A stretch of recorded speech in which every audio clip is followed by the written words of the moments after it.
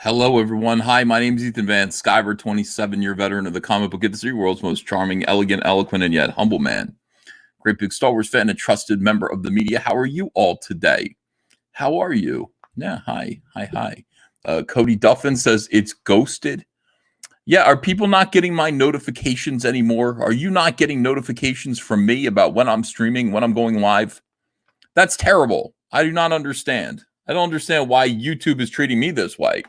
I am, I'm a trusted partner of YouTube, content creator. What exactly is your problem, YouTube? Yes, I'm talking to you, YouTube. That's weird. But still, we get people in here. I mean, eventually people find their way in. I don't understand how that is if nobody's getting notified.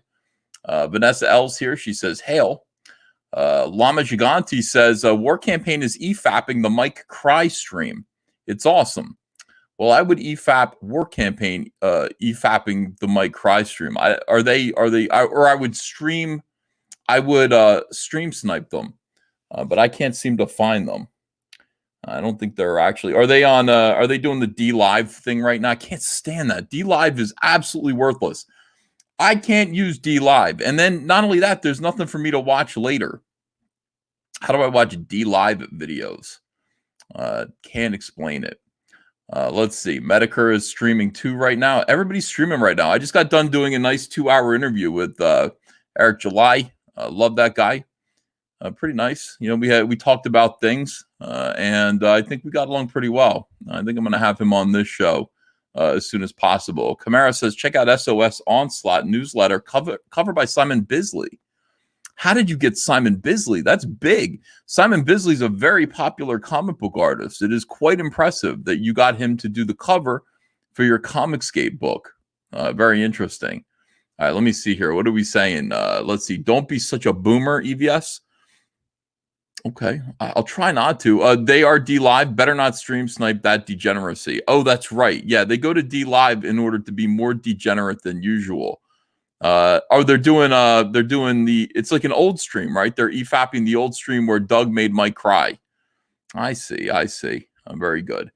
Let me see here. Update your modems firmware EVS. I don't know how to do that. How would I know how to do that? For goodness sakes. What the fuck? We were watching Mike cry, says Last Crusader. I'm sorry. I didn't mean to interrupt. That. Wreck Planet says it is shipping May 2021. Is that true? Hopefully it will have already shipped by May 2021. Now we're aiming for Christmas, right? We're aiming for Christmas of 2020. We want it to come out this year. But I don't want anyone on my balls. I don't want anyone on my back. I don't want these weirdo SJWs who aren't even backing the comic book to be chasing me down going, you're late. So I gave it a good put it way out into the future. And then we'll beat. See, that's the thing. You set people up for a certain kind of expectation, and then you beat those expectations. This is our plan going forward. Customer service. Swinging Cod says, are we going to have to order a construction crew crane and flatbed to get you out of your house after the quarantine? Maybe. I went upstairs and I got, first of all, Andrea made me delicious steaks. But I'm telling you, they are not the right kind of steak for the steak eating challenge. You know, she went outside. She grilled these beautiful beef short ribs. They were fantastic. She sliced them all up for me, and they were great. They were wonderful, but they weren't what you guys wanted. I need to actually eat a bone, like, you know, a big gigantic piece of meat with the bone still attached to it. I'm gonna get that for you guys tomorrow. Damn the quarantine. But I also went upstairs and I had some cookies. I was like, there are 3 cookies here. I think I will eat them. I did. I did. I consumed those cookies. Iwazu says, eat the steak, bigot. Yeah, people want the tomahawk steak. I mean, that's the problem. The problem is I need a tomahawk steak, and that means I got to go somewhere to get it. I think I got an idea. There's a pretty good steakhouse up the road a ways.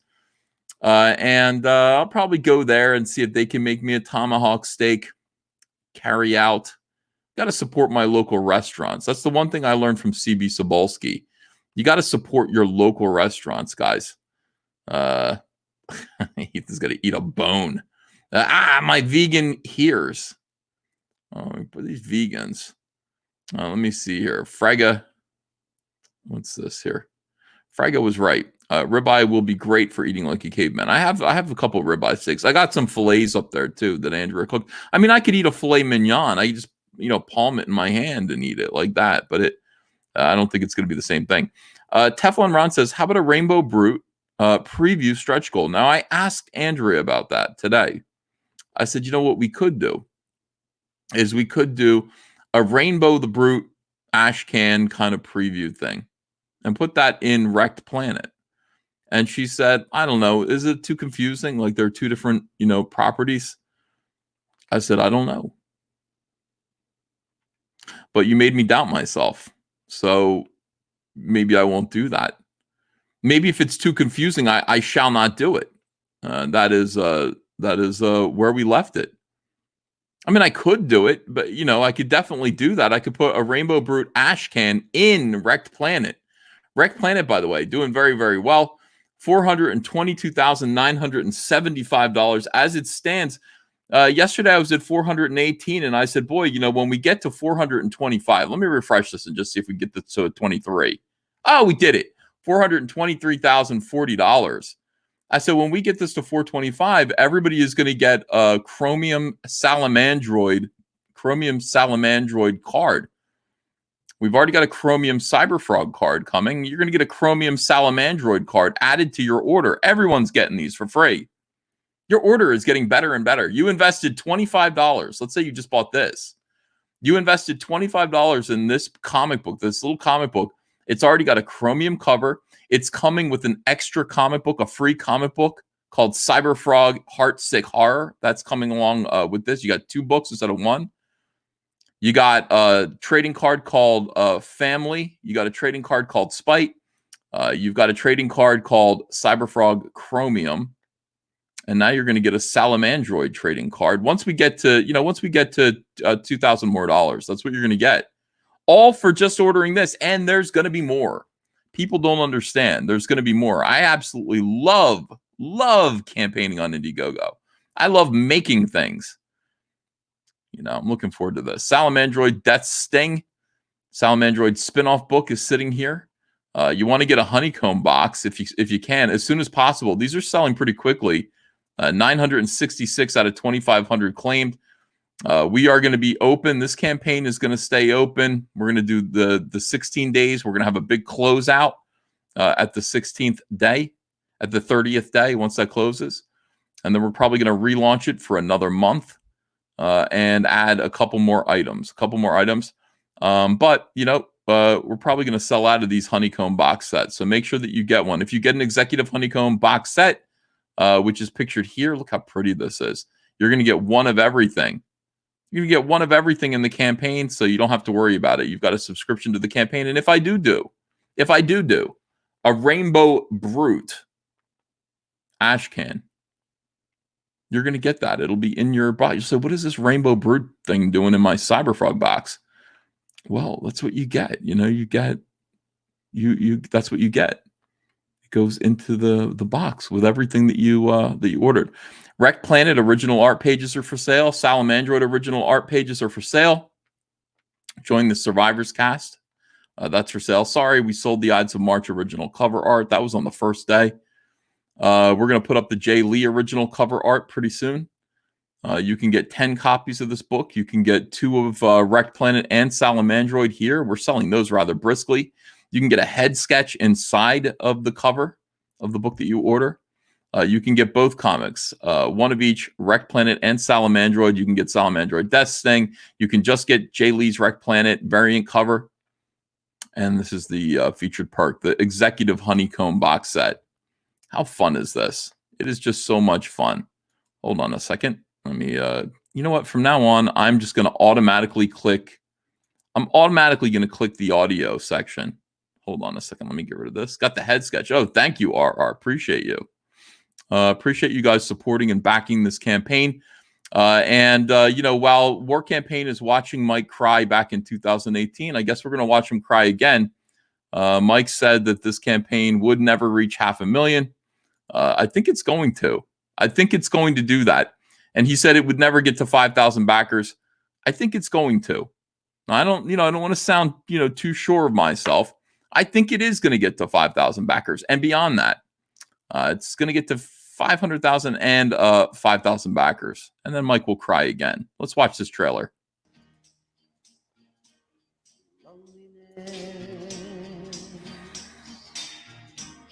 Is the coat you wear a deep shade of blue? Is always there. The sun ain't gonna shine anymore. The moon ain't gonna rise in the sky. The tears are always clouding your eyes when you're without love. Baby. Yeah, back at today, everyone. Back. Cyberfrog 2 Wrecked Planet. Be a part of history. Be a part of this awesome campaign. We got 839 people here. We're waiting for more people to come in before we begin the official show. Before we begin the official show, we wait. We talk about the campaigns, and then we'll get into it. We will get into the show. Cyberfrog Unforgettable Tales 2, wow, is now sitting at $133,592. Thank you, guys. This is absolutely fantastic, much better than I expected for these. These are wonderful foil embossed covers, new covers on color reprints of the very first 2 appearances of Cyberfrog. These are unaffordable now. If you find these on eBay, they're going to be like about $500 each. It's crazy. You don't want that. Just pay $10 here. Read the stories. You'll have a better package. Of course, those were printed on newsprint back in the 90s. It's neat for a historical item. It's neat for a historical artifact. But if you just want to read the story, you want to enjoy it, make it a good reading experience, this is the place to do it, and at a reasonable price. $10. $10, that's it. What else do we have going on? Over at Crypto Fashion today, we have by the way, Crypto Fashion reached out to me and said that yesterday was the best sales day for Cyberfrog t-shirts since Christmas. They said it was crazy yesterday. They said whatever promotion you did worked because it went bananas. I said, wow, okay, well, I'll do it again. Let's get some more Cyberfrog t-shirts out there. This is the Cyberfrog Get Wrecked design t-shirt here with the Jay Lee cover art. It just says Get Wrecked. It has Cyberfrog kicking a Vespis in the face with little Lily Owen around his neck, Heather Swain with an axe, chopping the living hell out of the Vespis. This t-shirt comes in all sizes from small to 5XL. It does not go to 6XL. That's our cutoff. That's our limit. But you know what? I'll bet we could do it. I'll bet we actually could do it if we had to. We've got the Get Wrecked poster. This poster here is available. We've got the original Cyberfrog t-shirt. We've got the Salamandroid and Cyberfrog poster here. And then we did something. Oh, wait, before we get to that, chicken fried t-shirts. This is the chicken restaurant that Heather Swain works at. This is the logo to our fictional chicken restaurant. This is fictional chicken. It's fictional chicken. And it's not real, but it looks real. And it says "Eat Me" all over it. The shirt actually says chicken fry, made fresh, served hot, eat me. It says "Eat me" 6 times. So make sure to get one of these t-shirts. Apparently they did extremely well. And then we had a request. Somebody asked, where is it here? How come I can't find it now? Hold on a second. This is indeed a problem. Somebody asked that we make a t-shirt out of the, fist bump cover. They want to wear that on a shirt. Yeah, of course we will. Of course we'll do that. That's right here now. Let me see. And by the way, Ian, if you're watching this over at Crypto Fashion, I don't see this on the main screen. So, make sure that you fix this. But we did go ahead and we made the, is this it? This is it right here. Comic Artist Pro Secrets and Cyberfrog plus Salamandroid fist bump t-shirt. This is now on a t-shirt. So now we officially are offering like 4 different Cyberfrog designs. If you include the chicken fry, 4 different Cyberfrog design t-shirts. People were saying, hey, we need more different Cyberfrog t-shirts. Done. Pick up your Salamandroid Cyberfrog fist bump t-shirt now over at Crypto Fashion. Link is in the description. Hooray, hooray, everyone. We're doing everything that you say. When you guys tell me to do something, you guys say, I want this. I say, okay, we're going to get that done. We will absolutely make that happen for you. Okay, let me see what's going on in the chat now. We've got 951 people watching. But wait, there's more, says Past Masterden. Yeah, I want to be a QVC seller. I don't think there's anything weird about that. That would be cool. I would really dig that. Hey, Frega's in the audience. I wonder if we can get Frega in here. Frega. It's going to take a long time before I'm used to calling him Frega instead of Fraga. I've always called him Dan Fraga. I mean, it's Fraga Boom. It's not Frega Boom. I'm pretty sure. You know, like the sound effect was Fraga Boom. Oh, wait a second here. Dan, I'm putting the link. I'm sending you the link. Just you tonight. We'll go through all this stuff together. I don't know if you're going to be interested. It might be boring for you, Dan. How could it be boring? It's Comic Artist Pro Secrets. It's the most interesting show on YouTube. It's the most fascinating show on YouTube, just not right this moment. Hold on, let me go backwards here. Everything's a nightmare. Okay, so today I got a nice I got a nice message from Data Racer 117, who I haven't spoken to in a long time. I mean, I haven't really done too much Star Wars content, as I am deeply involved, as are we all in Comicsgate. Whoever user says, "Where's my human flesh T-shirt, Ethan? You have plenty to spare." No, don't let it hurt you, Ethan. Just like water off a duck's back, like water off a duck's back. Don't let it get to your heart. Okay, I won't let it get to my heart. Anyway, Data Racer 117 reached out to me, and he just said, "Remember your friend Chuck Wendig?" Oh, Chuck Wendig, you mean the Star Wars author who famously opined that Republicans should eat a boot covered in shit and all that stuff? Yeah, sure, I remember him. Well, Chuck Wendig stepped in it again. He is, here's Data Racer's post. Chuck Wendig and SJW writers are freaking out because the Internet Archive opened a digital library for the quarantine. They're calling 14-day ebook rentals piracy. These guys hate pirates worse than Peter Pan. I've never seen anything like this. Suddenly all these weirdos are worried about piracy, and this isn't even piracy.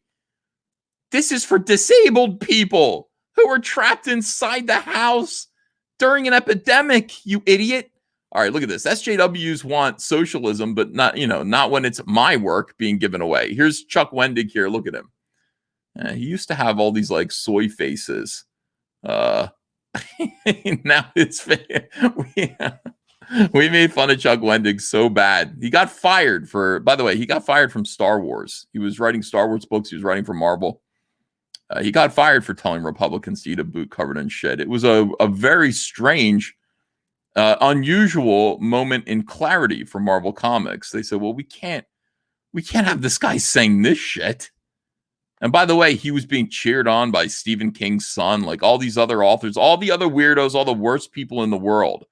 Thought that Chuck Wendig's firing, by the way, also was a scheme that I cooked up. Somehow me talking about Chuck Wendig is what got him fired, people thought. As though Marvel Comics is hinging on... it's hinging on what I say here on Comic Artist Pro Secrets. Well, maybe it is. Maybe it is. Chuck Wendig, dear NPR. Hey, hi. This is the pirate website. It's not legit. What the fuck are you doing? What are you doing?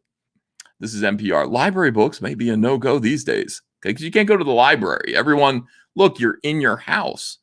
But the nonprofit Internet Archive is keeping digital bookshelves stocked through the end of the national coronavirus crisis.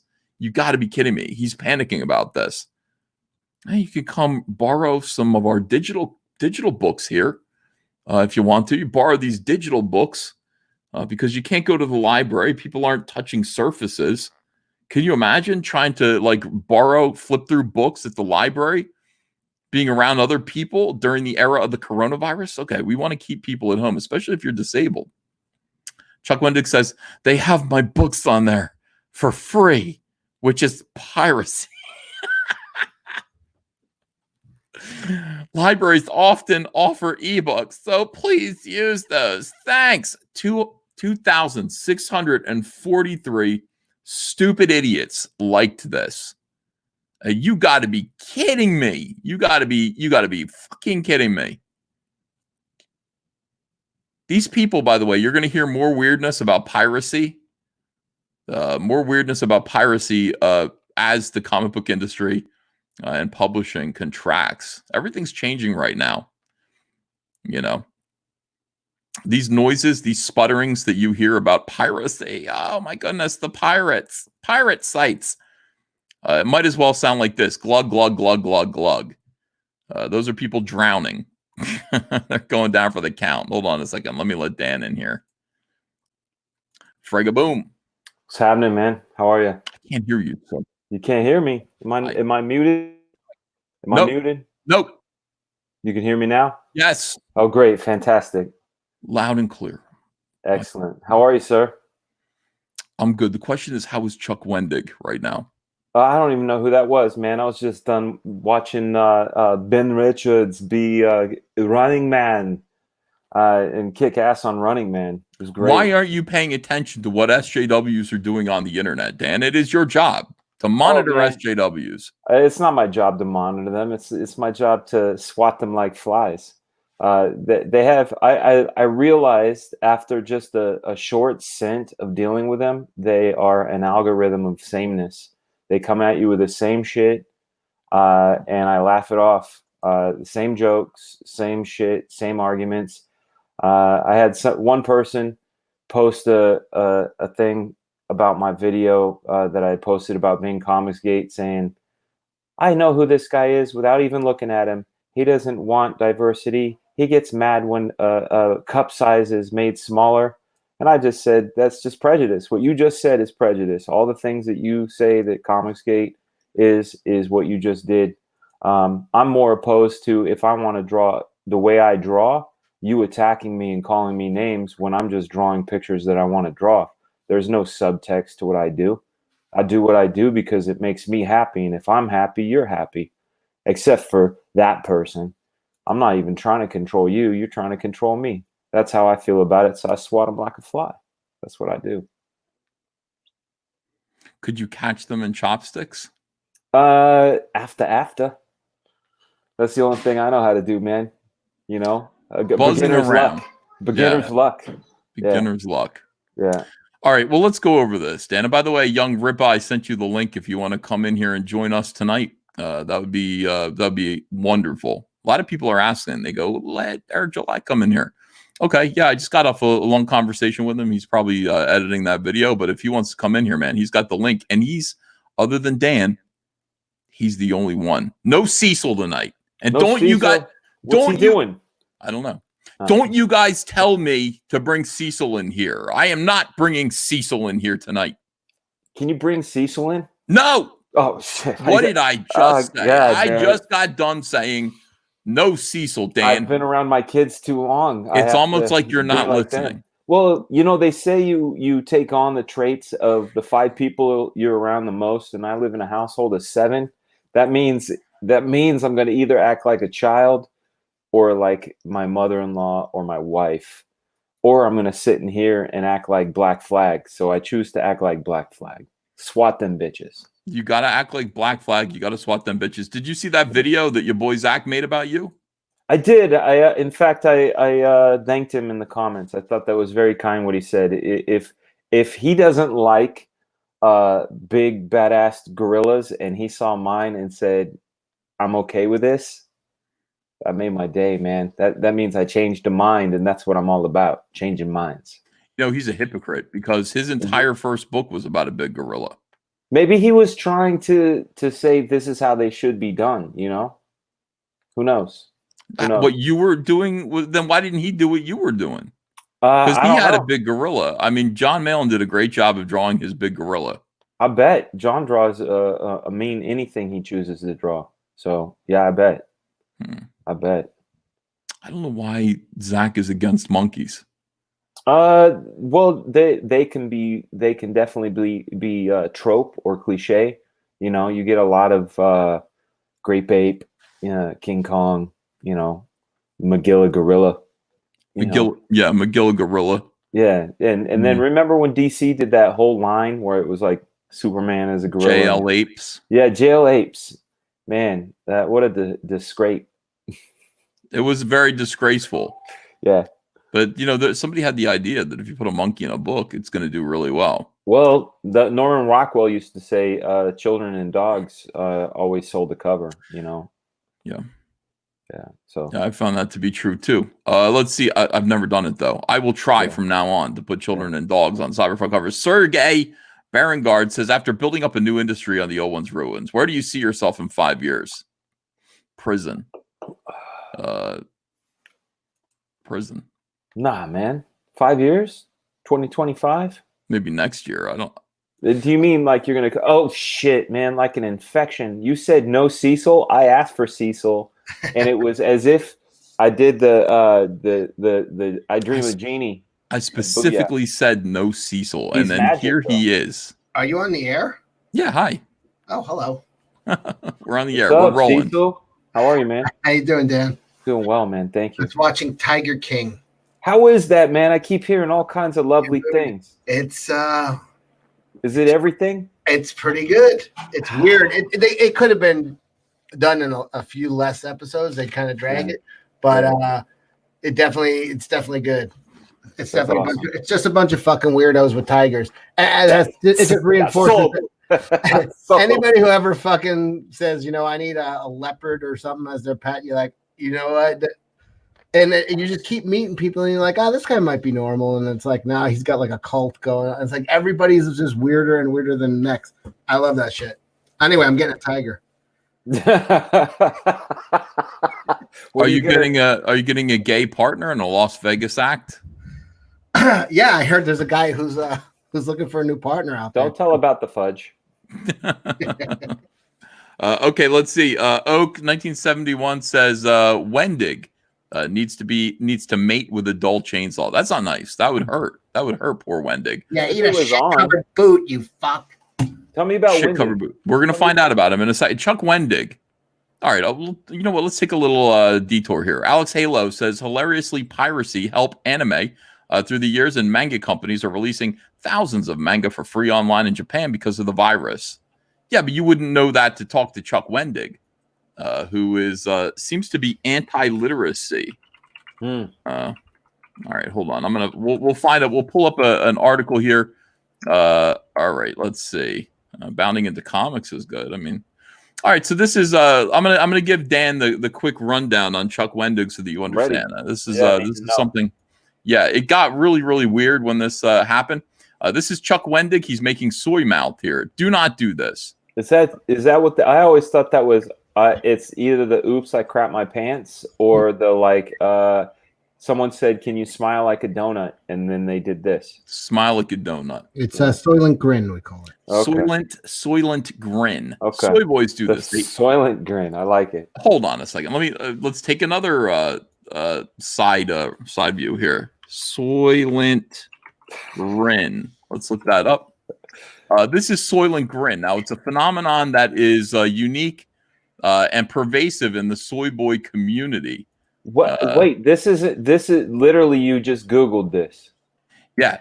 So see how all these guys kind of look alike. They all look like Will Wheaton. It reminds me of the I'm dying inside, but let me prove I'm having fun. Maybe there's a little of that. Yeah. So these guys they open their mouths as wide as they can. Yeah. This is not something that men do. This is an illustration of Soylent Grin. Well, you do that when you're talking to a 1-year-old, come here, hey baby, but maybe if you thought of the world as a 1-year-old, you would do that. I don't know. I'm trying to figure it out. You could see I'm trying to process the Soylent grin. Well, you're seeing it here. So now you'll notice again, all of these guys look like my Soy Boy sketch. They do. You know, that's the weird thing. They all look the same. Like if you know, some people say white people all look alike. I don't know why they'd say that. You know, I resemble that. If you were, no, I'm telling you, if you were like black or Asian, and you were used to, you know, your own people, and then suddenly you're introduced to white people, and this is what you see, would you be able to tell any? These people are indistinguishable. I would say beard, no beard, glasses, no glasses, dyed hair, no dyed hair. And I mean, that's about it. And the combination, like you know how like Taco Bell has all of the same ingredients. It's just they go, let's put them in this order or take this out. That's what I'm seeing here. They're like Taco Bell folk. They're all saying, "Oh, I'm surprised. Coming out. I shit my pants. Oh, I'm really happy. I got a Nintendo Switch. Oh. Hey, the Switch is dope, dude. Never seen that again. I put for my 5-year-old when I played Mario Odyssey with him, that was a good time. But I think it was more about having a good time with my kid than the Switch. So, all right. So let's look over here. So now you know what the Soylent grin is, and let's look. Okay, Star Wars writer Chuck Wendig calls for violence against Trump supporters. This was back in October. Yes, October 8th, 2018. Lord. Star Wars writer Chuck Wendig is back to his old ways, but this time he's calling for violence against Trump supporters and those who oppose his own political beliefs. Wendig isn't a stranger to these long-winded, crazed rants. He previously called Star Wars fans white supremacists. He's threatened to sue people over a parody shirt. He would then go on a profanity-laced rant decrying Star Wars fans, claiming they come from a poisoned septic wellspring. This guy was writing Star Wars. He would then describe the wellspring as toxic masculinity and white privilege. He would even make the bizarre claim that as a writer, he doesn't make the products. But his latest meltdown is worse, as he actually calls for violence and harassment of Trump supporters. First, Wendig would claim there would be calls for civility, but he wants people to ignore them. I'll read this. There will be renewed calls for civility. Ignore them. They ask for civility as a way for you to grant them complicity in what they do. Civility is for normalcy. When things are normal and working as intended, civility is part of maintaining balance. But when that balance is gone, civility does not help it return, but rather destabilize it further, because your civility gives them cover for evil. Note, this is not the same as calling for violence, but it is suggesting that you should not be shamed for using vigorous, vulgar language, or for standing up in disobedience, or for demanding acknowledgement and action in whatever way you must. Fuck Trump! But he's just the ugly fake gold mask they put on this thing. Fuck all the GOP. Fuck that blubbering, bristling frat boy judge. Fuck McConnell, Ryan, Grassley, Collins, every last one of them. Fuck them for how they've shamed victims and helped dismantle democracy. They will tell you to smile, that we need to get back to business, that we got to heal the rift and blah, blah, blah. But that's just the desire of a savvy bully who wants you to stop crying after he hit you, who wants you to not fight back. But you can cry, and you can fight back. They can eat shit, all of them. They can eat a boot covered in shit. Winter is coming, you callous fucknecks, you prolapsed assholes, you grotesque monsters, you racists and rapists and wretched abusers, you vengeful, petty horrors. Side note, some will tell you to be civil because our rage and scorn will fuel the other side, but fuck that double standard in both its ears. Well, if you hadn't said those sassy words and demonstrated anger at our whittled down democracy, I, for a second, might have been convinced not to eat this baby. But fie on you. Your incivility made me eat this baby. Spoiler warning, they were always going to eat that baby. P.S. It's okay if you're not okay. The world is strange, gone mad, and we need you. We need your heart, your fight, your spirit. We need your voice, your ideas, your love. We need the fire you breathe, the passion in your blood. Also, I need to borrow your truck and a shovel because I have some bodies here. All right. So this harangue, Dan. Yeah. I as you're reading it, I'm literally cross-checking it because I'm going, man, the shit he's spewing is ridiculous. He's got to be changing it. And I'm looking, and you're not. And I'm thinking to myself, as a recent person saying I am CG, I've been experienced vitriol from the other side, and I don't even go on the defense because I look deep. But how could you join a hate group? How can you? I've never ever seen such vitriol come out of anybody like I have in this guy. If one of us even had a fifth of that, burnt, they would roast. They would roast. That's the most ridiculous shit I've ever heard. For one, and two, when you say he's a writer of Star Wars, do you mean like the movies, or do you mean like the novels? Yeah. The novels? Yeah. And he's not fired. He's saying things like prolapsed asshole. He was. He actually was fired for this, which was extraordinary. Amen, brother. Amen, brother. He should be. That's like a rally to violence with all kinds of extra fixins on it. My goodness.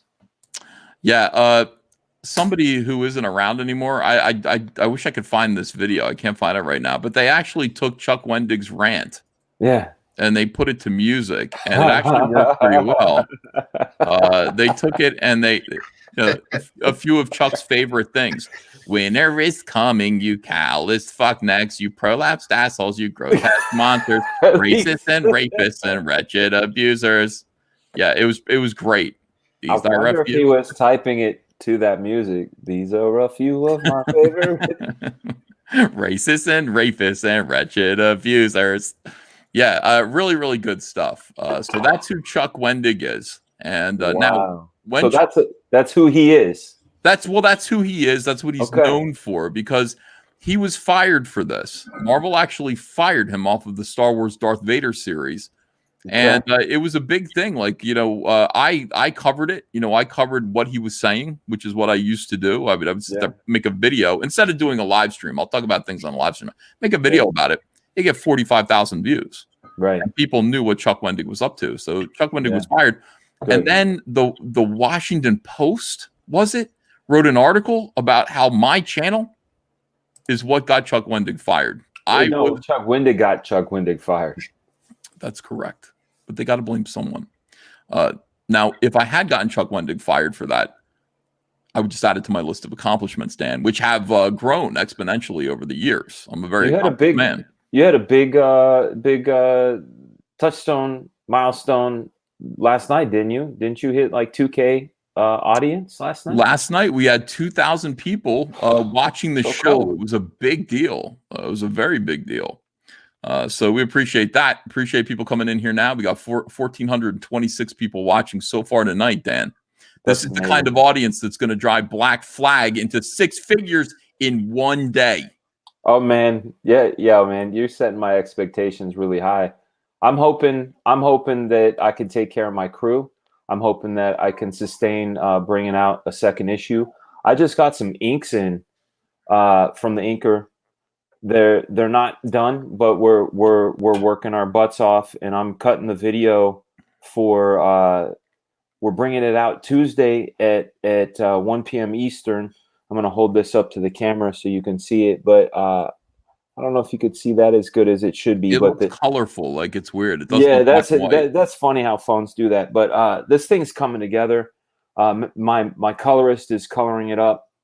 I'm really excited. We're going to be launching that on Tuesday at 1 p.m. on Indiegogo through Dynamite. It's a Black Flag, Red Sonja, Black Flag, Evil Ernie variant cover. First time Black Flag will be on a cover in 25 years, sort of to reintroduce the world to Black Flag.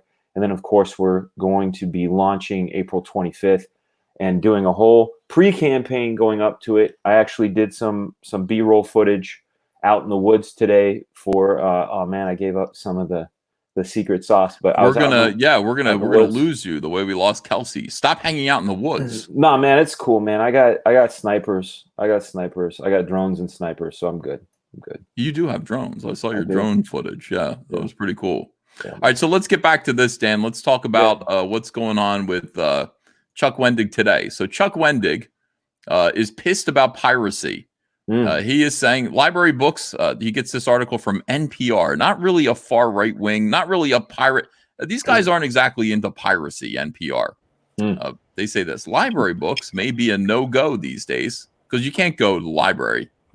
Right touchy, flippy. Yeah, that's a source of disease. Yeah, they're disgusting if you think about it. Why? Libraries? Yeah, what's disgusting about them? I don't know. Everybody reads in bed. Oh, that's true. You're reading a book that was on somebody's penis. You read. You know why you read? What?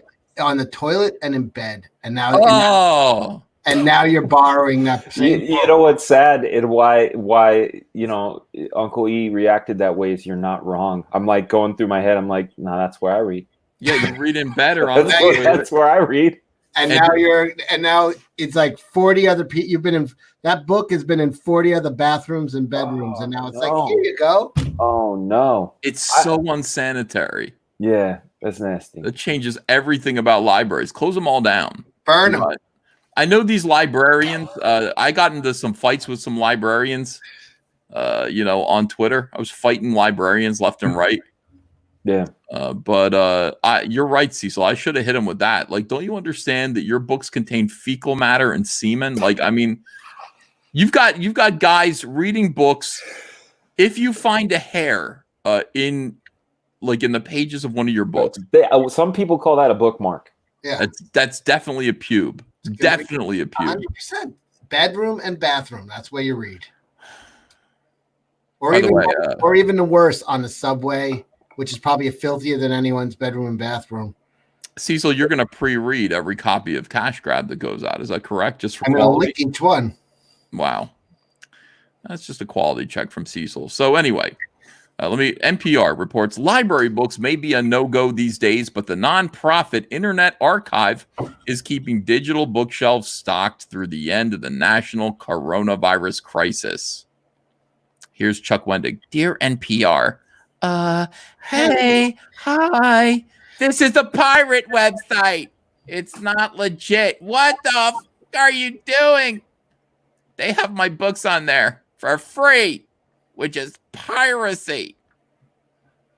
Libraries often offer ebooks, so please use those. Thanks. You know what, man? Here's the thing.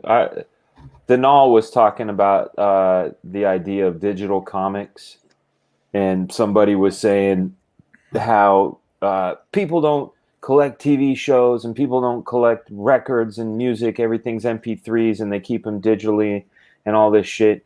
And I would say, okay, I agree with that notion, but part of comic book culture is collecting. Ever since I was a kid, part of comic book culture is collecting, getting that one you don't have, or that feeling of like, yo, I bought Moon Knight 55 before it turned into a $60 book, and like you feel kind of cool, like an insider.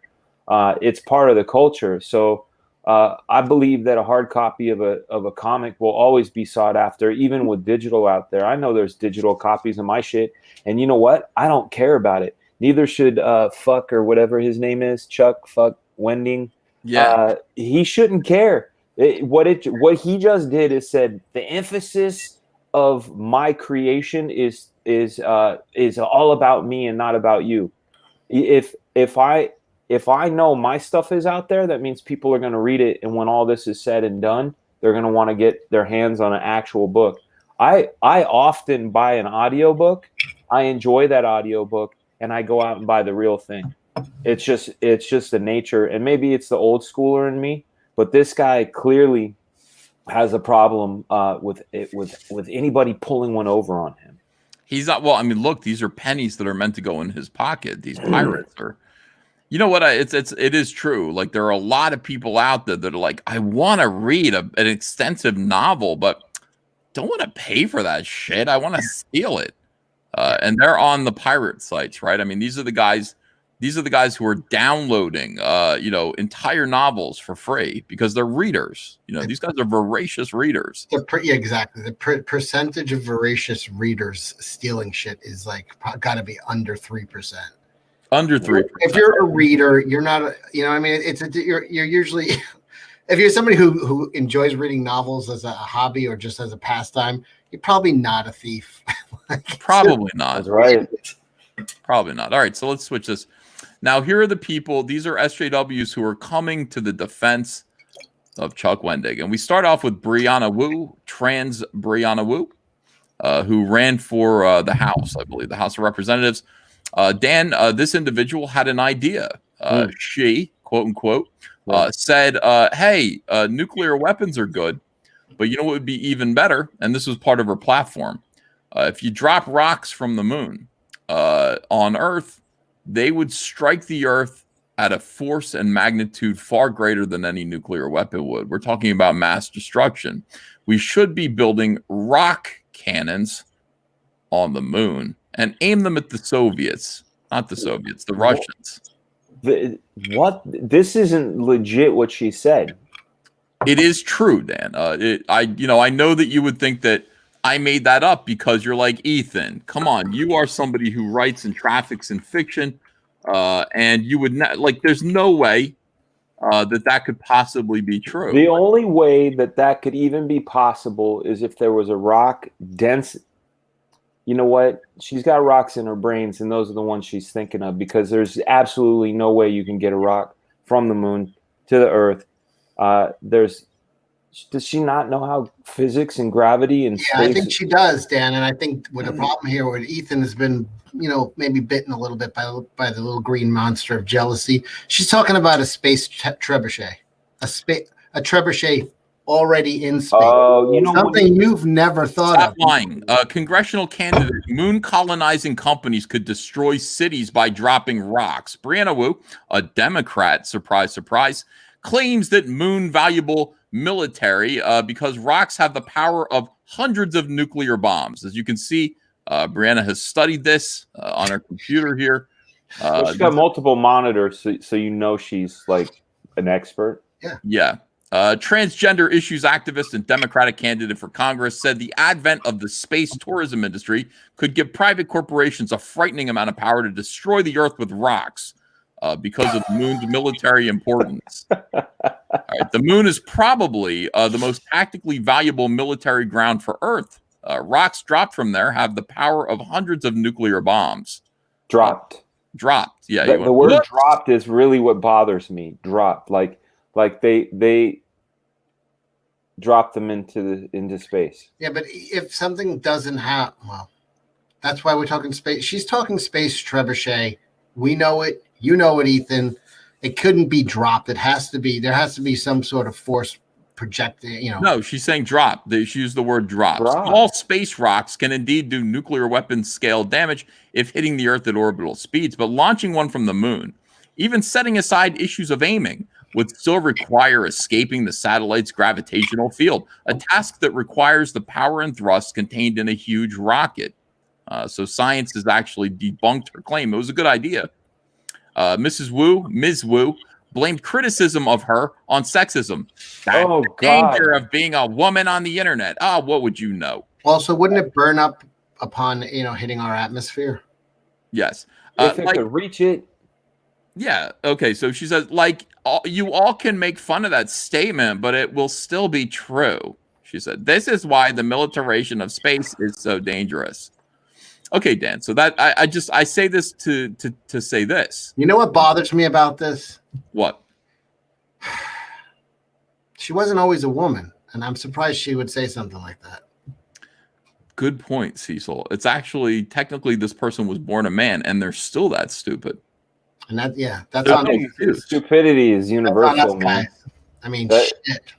Dan, unless wait a minute now, hold on a second. Okay, all right. If anything, this is the argument that boosts her side of saying, no, I was always born a woman. I was just in the wrong body. I believe her.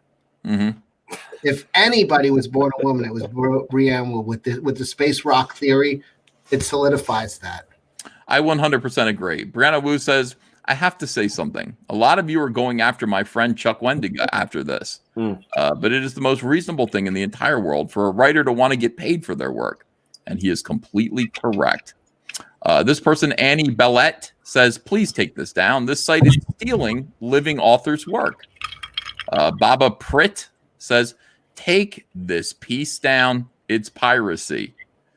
Alyssa Day, this is a pirate site. Please remove this tweet.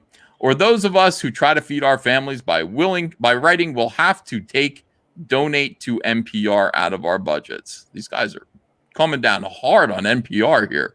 Can I ask you a question? I'm just sorry. I'm caught up on Brienne Wu. Did she change her gender and her race? Because Wu is a traditionally Chinese last name. Chinese, yeah. I don't know. I don't know anything about Brienne Wu, honestly, except the Moon Rocks thing. Okay. So something about Gamergate. Okay, so Gwenda Bond says, I can't even with this, NPR. Guess what? Copyright is still a thing. Please, please don't pirate our books, especially right now. David Mack. I don't think this is the David Mack from comics. This is David Allen Mack. Yeah. I think it's a different David Mack. Seconded. At least 14 of my books are on that site without permission, and all are available as ebooks for sale or from real libraries. Michael Underwood. Except for all the copyright violation they're doing in stealing authors' work right now, including many impacted by the same circumstances Iowa is using as justification. Other good they do doesn't erase this harm. Allison Krogan, this site pirates books, mine included, and I'm sad you're cool with authors' meager incomes being decimated. By the way, decimated means take 10% away. Mm-hmm. So like when you pay tithing to the church, your income is being decimated, Cecil. Yes, I understand. Deci meaning 10 from the Roman numeral. Right. Okay. Please promote libraries who also have ebooks for public use, but don't literally steal our work. What do you think of this, Dan? Is this a sensible reaction? It's not. It's definitely an overreaction. Mm-hmm. I'll tell you what, man. If it encourages anybody, if I had my books, that person went and counted. Like they went, wait, they have one of mine. How many? And they clickety clacked until they found how many, and they had a quantifiable number. I'd be happy, man. That means people that maybe not necessarily would have had access to my book or thought of seeing my book, maybe will see it, which is like sort of the point. This is a gross overreaction. I think maybe they're just bored that day and needed something to cry about. Because that's what SJWs do. All right, let's go to the next page. This person named Maple Cocaine, finally a voice of reason, says, Chuck's books on archive.org are only accessible using an encryption key provided by the Library of Congress to people who are blind or disabled.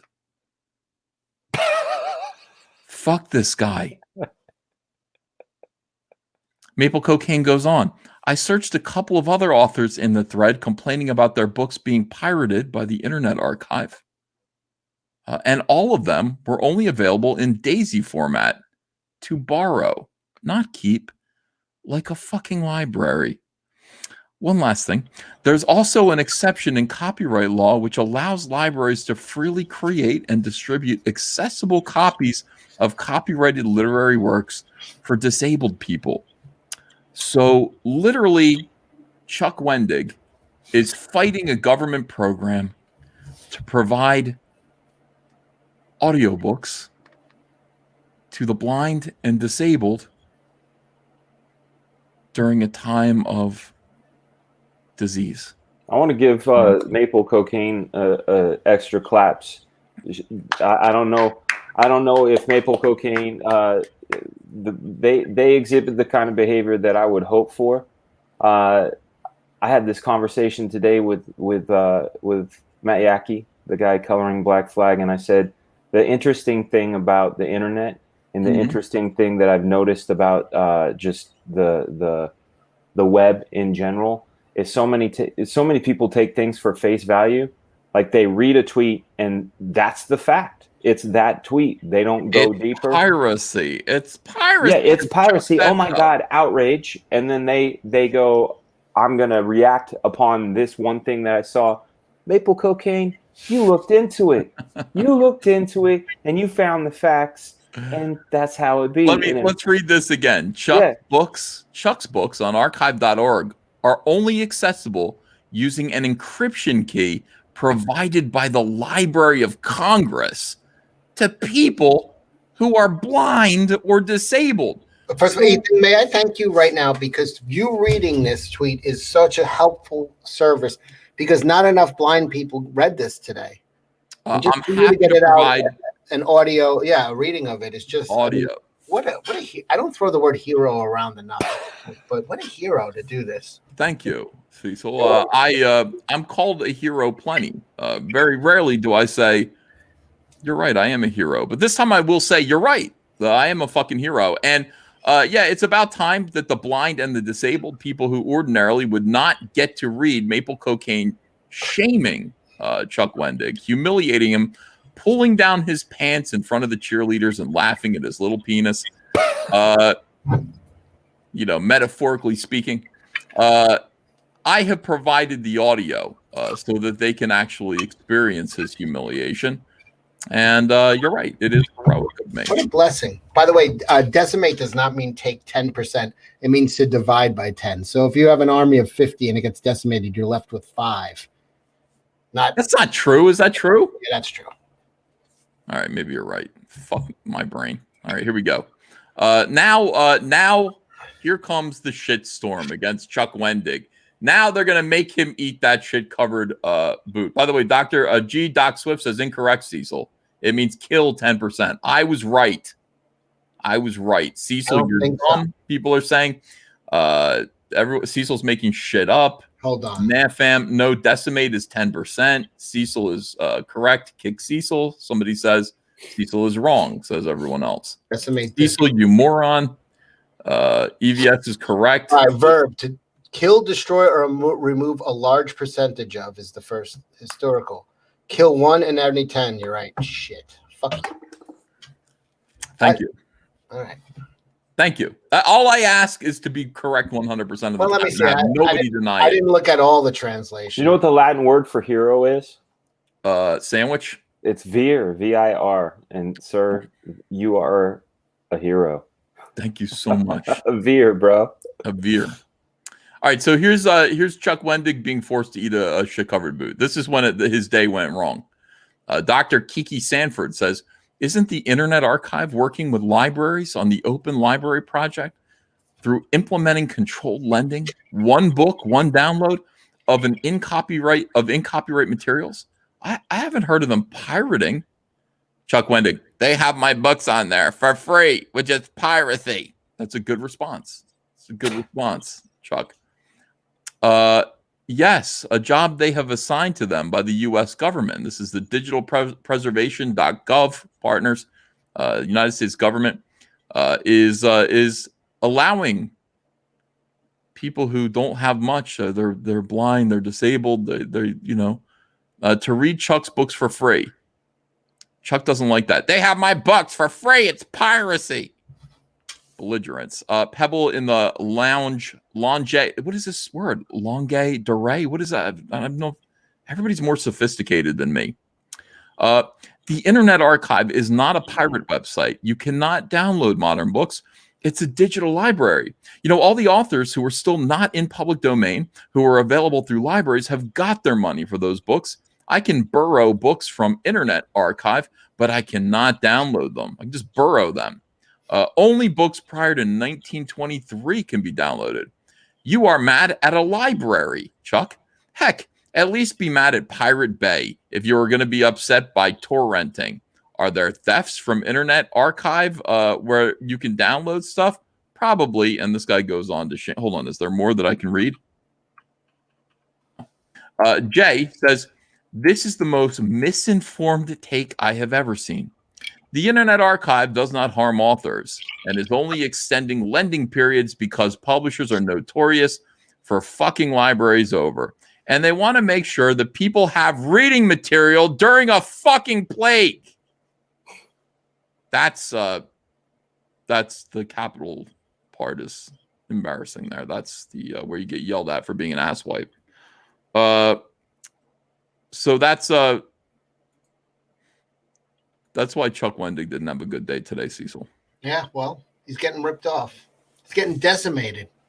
His income has been decimated by government pirates who are giving his book to blind disabled people for free. They're not paying him his 5-cent royalty commission.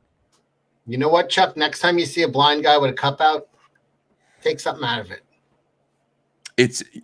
That's right. It's called putting the universe right. A charity refund. It's called a charity refund. Yeah.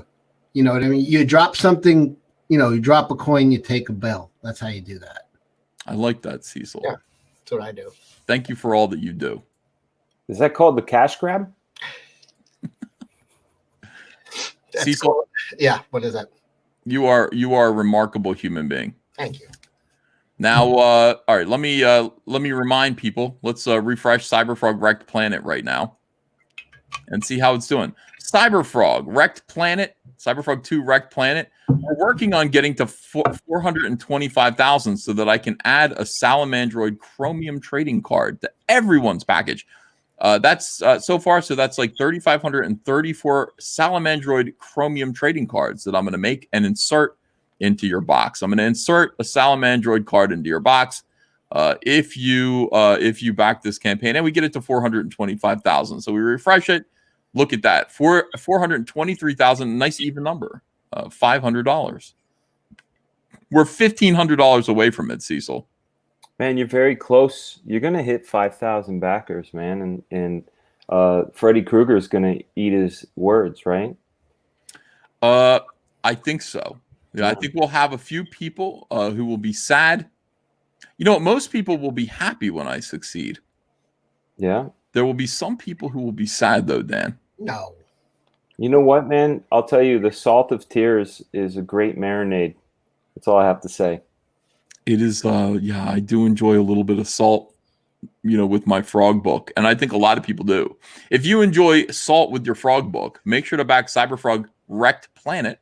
Link is in the description below. Get your copy. By the way, pick up an Executive Honeycomb box set if you're able to. We've still got 1,500 of those left, but I'm pretty sure those will sell out by the end of the 60-day period. And thank you for that. Also, Cyberfrog Blood Honey is available now. It is available on eBay. I just put up, because somebody said, can you just combine shipping? I want the book and the ash cans. I said, okay, I will. I put up 50 copies of Cyberfrog Blood Honey, the team-up variant, along with, boom, look at this, the ash cans for one low shipping price. Link is in the description. Make sure that you get one of those. And Crypto Fashion. Cecil, look at this T-shirt. Yeah, that's awesome. Yeah, that's a great one. Just added it to all of my T-shirts here. I got a lot of good T-shirts. I got a lot of good ball caps. Look, all caps comics. That avoid the soy tea. I'm really very surprised that the opportunity for the Soylent grin isn't present. I should have given him a Soylent grin. This is the smirk. What would be cool is how some of those shirts you could take them and make faces with them. You could grab the Soylent grin and make it do like a sock puppet sort of thing, like they do with their Twitter accounts, those sock accounts they got. Yeah. Blah blah blah blah blah. And you can make it a Soylent grin that way if you wanted to. Yeah, man. You could do a variant T-shirt coming out, or get a sticker, like it packs with a Soylent grin sticker, if you so chose. I drew this with a magic marker. It's become iconic, Dan. This is more iconic than John Lennon's Imagine self-portrait. There's sort of a magic to what you just said, because you said a magic marker, and that drawing is magic. That's right. And it looks oddly familiar. Oh. A lot of people said that. And you know what? I drew this while Doug was on the show. Yeah. And a lot of people said it looks like Doug. And I said, yeah, and that's weird because Doug, he's not one of them. No. Wrong. Should have listened to my own wisdom there. Your subconscious was fucking trying to scream out to you through your hand. Dude, how true is that? How true is that? Chicken fried T-shirts are available. By the way, Crypto Fashion's very grateful. You guys have bought a ton of chicken fried T-shirts yesterday. Ton of them. They said it was their best sales day on Comic Artist Pro Secrets. since Christmas. So can we get an apron? a chicken fry apron would be good. Yeah. Back in the day, my wife, she got me Loot Crate for 6 months for my birthday, and I was fortunate enough to get the Breaking Bad one that had Los Hermanos, Pollo Hermanos, or whatever, and it was a sweet apron. And anytime I would barbecue, I'd throw that bad boy on. You know, especially, I think that would be excellent. Unfortunately, Loot Crate went out of business, I think. Oh, I don't give a dang about that, man. Too bad for them. But the aprons were great. Yeah, the aprons were good. Every now and then they would have something good. I got a Predator beer bottle opener. Yeah, I got my little hoverboard. I'm happy about that. My little Back to the Future hoverboard. Oh, by the way, I didn't see it yet, but somebody in the chat just went by really fast. Said, "Did you see Yellow Smith's Kibblesmith video?" I didn't see it, but I know what it's about. It's Kibblesmith was on Millionaire Matchmaker, the dating show. What? Yeah. And you saw it? Did you watch it? I saw a little bit of the video clip. Yeah, it was embarrassing. I've seen a part like a really awkward kiss. That's the only thing I saw. Okay, yeah. It almost appeared as if he didn't want the kiss. Almost. Yeah. It almost seemed that way. Yeah. Very weird. Cyberfrog Unforgettable Tales is also available, and you guys are absolutely the best. You're making this. This is working out. I can't wait. Dan, I'm so excited for when this hits 5,000. No, I want it to hit 5,001. Oh man, yeah. That'd be fantastic. I think what are we gonna do? Here's my question for you, man. And I don't mean to put you on the spot, but like I'm really, really excited for that tomahawk steak when it happens, because I'm gonna have to live vicariously through you, man. Every time you talk about it, I want it. I've been eating salads and things and trying to like. Are you a vegetarian now? I am not a vegetarian. I'm more about keeping my meals staged. You know, I eat the good big meal at dinner time, but like a tomahawk steak, man, I miss that. And the weirdest thing I miss is breakfast cereal. But that's not exciting. A tomahawk steak is exciting. That's exciting. So what I'm asking, eat a tomahawk steak, that's good for you. Hell yeah, it is. I just can't get one now. Everybody's shutting down shop. And I'll tell you, man, like my wife the other day, I went to the store to pick up some stuff. I dropped off some shipping for her business and picked up some stuff. And like her previous shopping trip, which was like five days prior, she was like, nobody has ground beef. And I found this store that had like a few pounds of it. And I was like so excited to find ground beef. That's just so weird. You know, it's like Eddie Murphy with the saltine cracker. Are you sure it was ground beef and not ground meat? You know what, man? At this point, it tasted fantastic. I don't know what it was, but it worked. We had tacos, but if I can find a tomahawk steak, I'm gonna do it. But circling back, man, what are we gonna do when you hit 5,001? Because let's just do the 5,001. Find something to do. I would take ideas from people about that within reason. I like it. I think there needs to be some kind of celebration, and usually it involves fire. We burn things. We will burn clothing that people hate. I say, why don't you burn some herbs? I would do that. I don't have any. Oh man, you gotta come visit me, man. This whole social distancing thing is a bummer. You know? It is a bummer. We're not able to smoke as many drugs. Yeah, we can't smoke you know the what, pot. though? Here's the thing. Let's smoke drugs. But yeah, yeah. How many marijuanas do you want to inject on when you hit 5,000? I'm looking for the wacky weed. Yeah. I know it's this lingo, man. Hey, do you do weed? Are you a weed doer? I want to do pot. So I got to be honest with you. So yeah, I'm waiting for that. When we get to 501 or 5,001. I heard Malin talking about it on the stream last night. He's on the pot. Yeah, and you know what, man? I think he and I fall in the same category. You know, I heard you say you like caffeine. I know that Liefeld is a caffeine guy. I myself, when I get caffeine, it actually defocuses me. I can't. It's too many choices. Like it creates a too many choices situation. It's like that's called a paradoxical reaction. Yeah, it's like, if you have 4 movies sitting in front of you, you can go, oh, clearly it's that one. But if you have 500 movies, you start getting that decision paralysis. When I smoke the weed, it goes down to the 4 movie, and I can really focus. So I'm a lot like Malin in that way. We are against white drugs, though. Oh, absolutely, man. My policy is this: if it didn't come out of the ground and was not unprocessed, it's got to come out of the ground and be unprocessed. That's that. So mushrooms and weed. There you go. The end. That's it. That's all you need. The end. What about dead bodies? It depends. I mean, what are we talking about? Smoking them. You know, it's like my buddy had this joke. He said, you know how I likes my women? And just like my coffee, ground up and in the freezer. Whoa.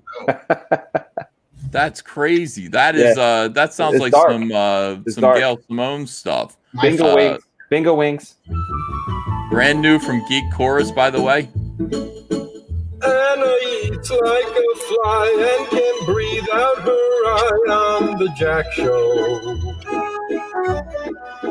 Cecil drinks like a fish, loves to gossip and dish on the Jack Show.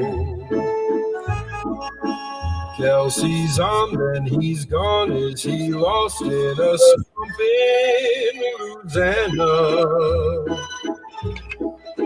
Malin's eyebrows disguise make him look like a spy from Havana. When you hear ice cubes clink, please send Ethan a link to the Jack Show. Star Trek trivia games and guest spots when the K doesn't show. When the world's a bad dream, just click onto the stream, drown your sorrows. So start pouring the booze, you got nothing to lose on the Jack Show. On the Jack Show. Anna has 2 web feet and fell out of her seat on the Jack Show. Yep. On the Jack Show, Cecil gives life advice, then gets up for more ice on the Jack Show. On the Jack Show, Kelsey's on, then he's gone. Is he lost in a swamp in Louisiana? If you challenge his art, John will tear you apart like piranha. When you hear ice cubes clink, please send Ethan a link to the Jack Show. Star Trek trivia games and guest spots when the K doesn't show. When the world's a bad dream, just click onto the stream, drown your sorrows. So stop pouring the booze, you got nothing to lose on the Jack Show. The Jack Show, on the Jack Show. Jack Show. Olay. Fantastic work from Geek Chorus, everyone. Just pumping these out left and right. You got to admire a man who can make that kind of music so quickly. That opening line is just, I mean, Anna eats like a fly and can breathe through her eye. Best. The guy is an absolute genius, and he deserves a lot of credit. I'm looking forward to the Dan Fraga song. Now, be honest. Who'd you rather see, Geek Chorus or what's his name, Tony Bennett? I'd rather see Geek Chorus at this point. I mean, Tony Bennett. Thank you for rubbing that in. That was supposed to be tonight. No, last night. That was last night. Didn't get to see Tony Bennett. I guess I never will. Not if Tony Bennett sees the COVID. Yeah. Dan, I had second row seats to take my honey to go see Tony Bennett at Parks Casino in Pennsylvania. Wow. Saturday night. That was our date. We don't get to date very much because we got kids. We got a house to run. It's hard to get out. Yeah. and we're looking forward to that. I got tickets to go see Christopher Cross. I'll bet I'm not going to be able to go see him. When was that? That's like April something. Oh man, I love Christopher Cross. Me too, man. I was looking forward to that. I was going to run like the wind. Sailing. Ride like the wind. And the Arthur's theme. Yeah. We're not going to get to go see him now. I was like, think of Laura, laugh, don't cry. I know she'd want it that way. What did they do? Did they say we're going to postpone, or are they going to say they're going to cancel? Like, I'm sorry, but the venue was closed, so obviously they're not going to put on a show. And I got front row seats for that. Now I'm not going to go get to see. I was gonna rush the stage, bum rush the stage. Yeah, front row, Christopher Cross. I got to see Michael McDonald once in Balboa. It was like a wine and concert thing, and that was pretty amazing, man. He said, "Yeah, I'm gonna be there," and I was. Some of my favorite songs of my youth came from that whole era that before video killed the radio star. Mm-hmm. Man. A lot of people in the chat don't know who Christopher Cross is. Any chance you could do a medley just to? They wouldn't even know. Even if I did, when you get lost between the moon and New York City, there's nothing you can do. No, the best that you can do. That's right. The best that you can do is fall in love. Yeah, some good shit. Wasn't that a theme song for a TV show? It was for Arthur, the movie Arthur with Dudley Moore, where he's like a shitty drunk millionaire. Mm-hmm. Yeah. Drunk millionaires are the best. Drunk millionaires are the best, man. There was this one guy, he very clever man. He bought the rights to Tupac's estate from Tupac's mother, then sold it back to her, then bought it back from her, right? And he made like dumb money on it. And another buddy of mine is friends of him, and we went out, and this guy bought like $1,000 worth of sushi at this place. What? Yeah, and he said it's just my favorite thing to watch people enjoy food. And he would buy like the top of the line, and we'd be like, holy shit, this is the best shit we've ever had on our whole life. And he'd just sit there and watch. And yeah, very strange. But he was a drunk millionaire. And but the way he made his money, the same thing, but I do it with hookers and Cecil. He watches the same kind of thing. Oh man, scenario. I would probably do it. I would probably go and try to find all the good art. I would probably just go and try to find all the good art, like Frazettas and stuff. Like finding out today on Twitter, Scott Williams of Ink and Jim Lee. He owns one of these Frazetta and the Girl in the Tiger piece, and posted it on Twitter today. And I was like, damn you. You just want to see it, It's incredible stuff. Absolutely incredible. Oh, I think a lot of that stuff's going to be going on sale soon. I believe you might be right. You know what? Andrea told me not to say anything about this. She's like, if you say something about this, then other people are gonna bid, and you're not gonna get what you want. I was like, oh, you're probably right, but I didn't think about it when she said that. What did you want? What was it? Heritage auctions. No, auctioneers or whatever that is. Right. They're auctioning Doris Day's entire estate. I went through it, and I'm thinking about buying some of Doris Day's dresses, her fur coats, her panties. They're all for sale right now, and I like Doris Day. So I like that you name these very common things, like maybe her couch, her hats, her kitchenware, Doris Day's oven mitt, her panties. The panties. The panties will be the first things to go. Oh, dude, so cool. High bidder Japan. Todd McFarlane owns Madonna's bustier from one of her music videos. I know, the bullet bra. There you go. Gaultier or whatever his name is. Not Gaultier. Jean Paul. What the hell's that guy's name? Why can't I think? I don't know, Cecil. He's a fucking fashion designer. Gaultier or what am I want? Never mind. You know what, Cecil? It is Don't lead us down the garden. I was right. I was right. There we go. Yeah. So I'm going through Doris Day's stuff. You know, I'm thinking about getting some stuff. I mean, there's some good. You know, there's good shit. She was friends with everybody. You can get her Golden Globes Award from 1959. Yeah, I'll put that right behind me. Act like I won it. You guys won't be able to see it. Who's the current owner of her estate? Like, who benefits from this auction right now?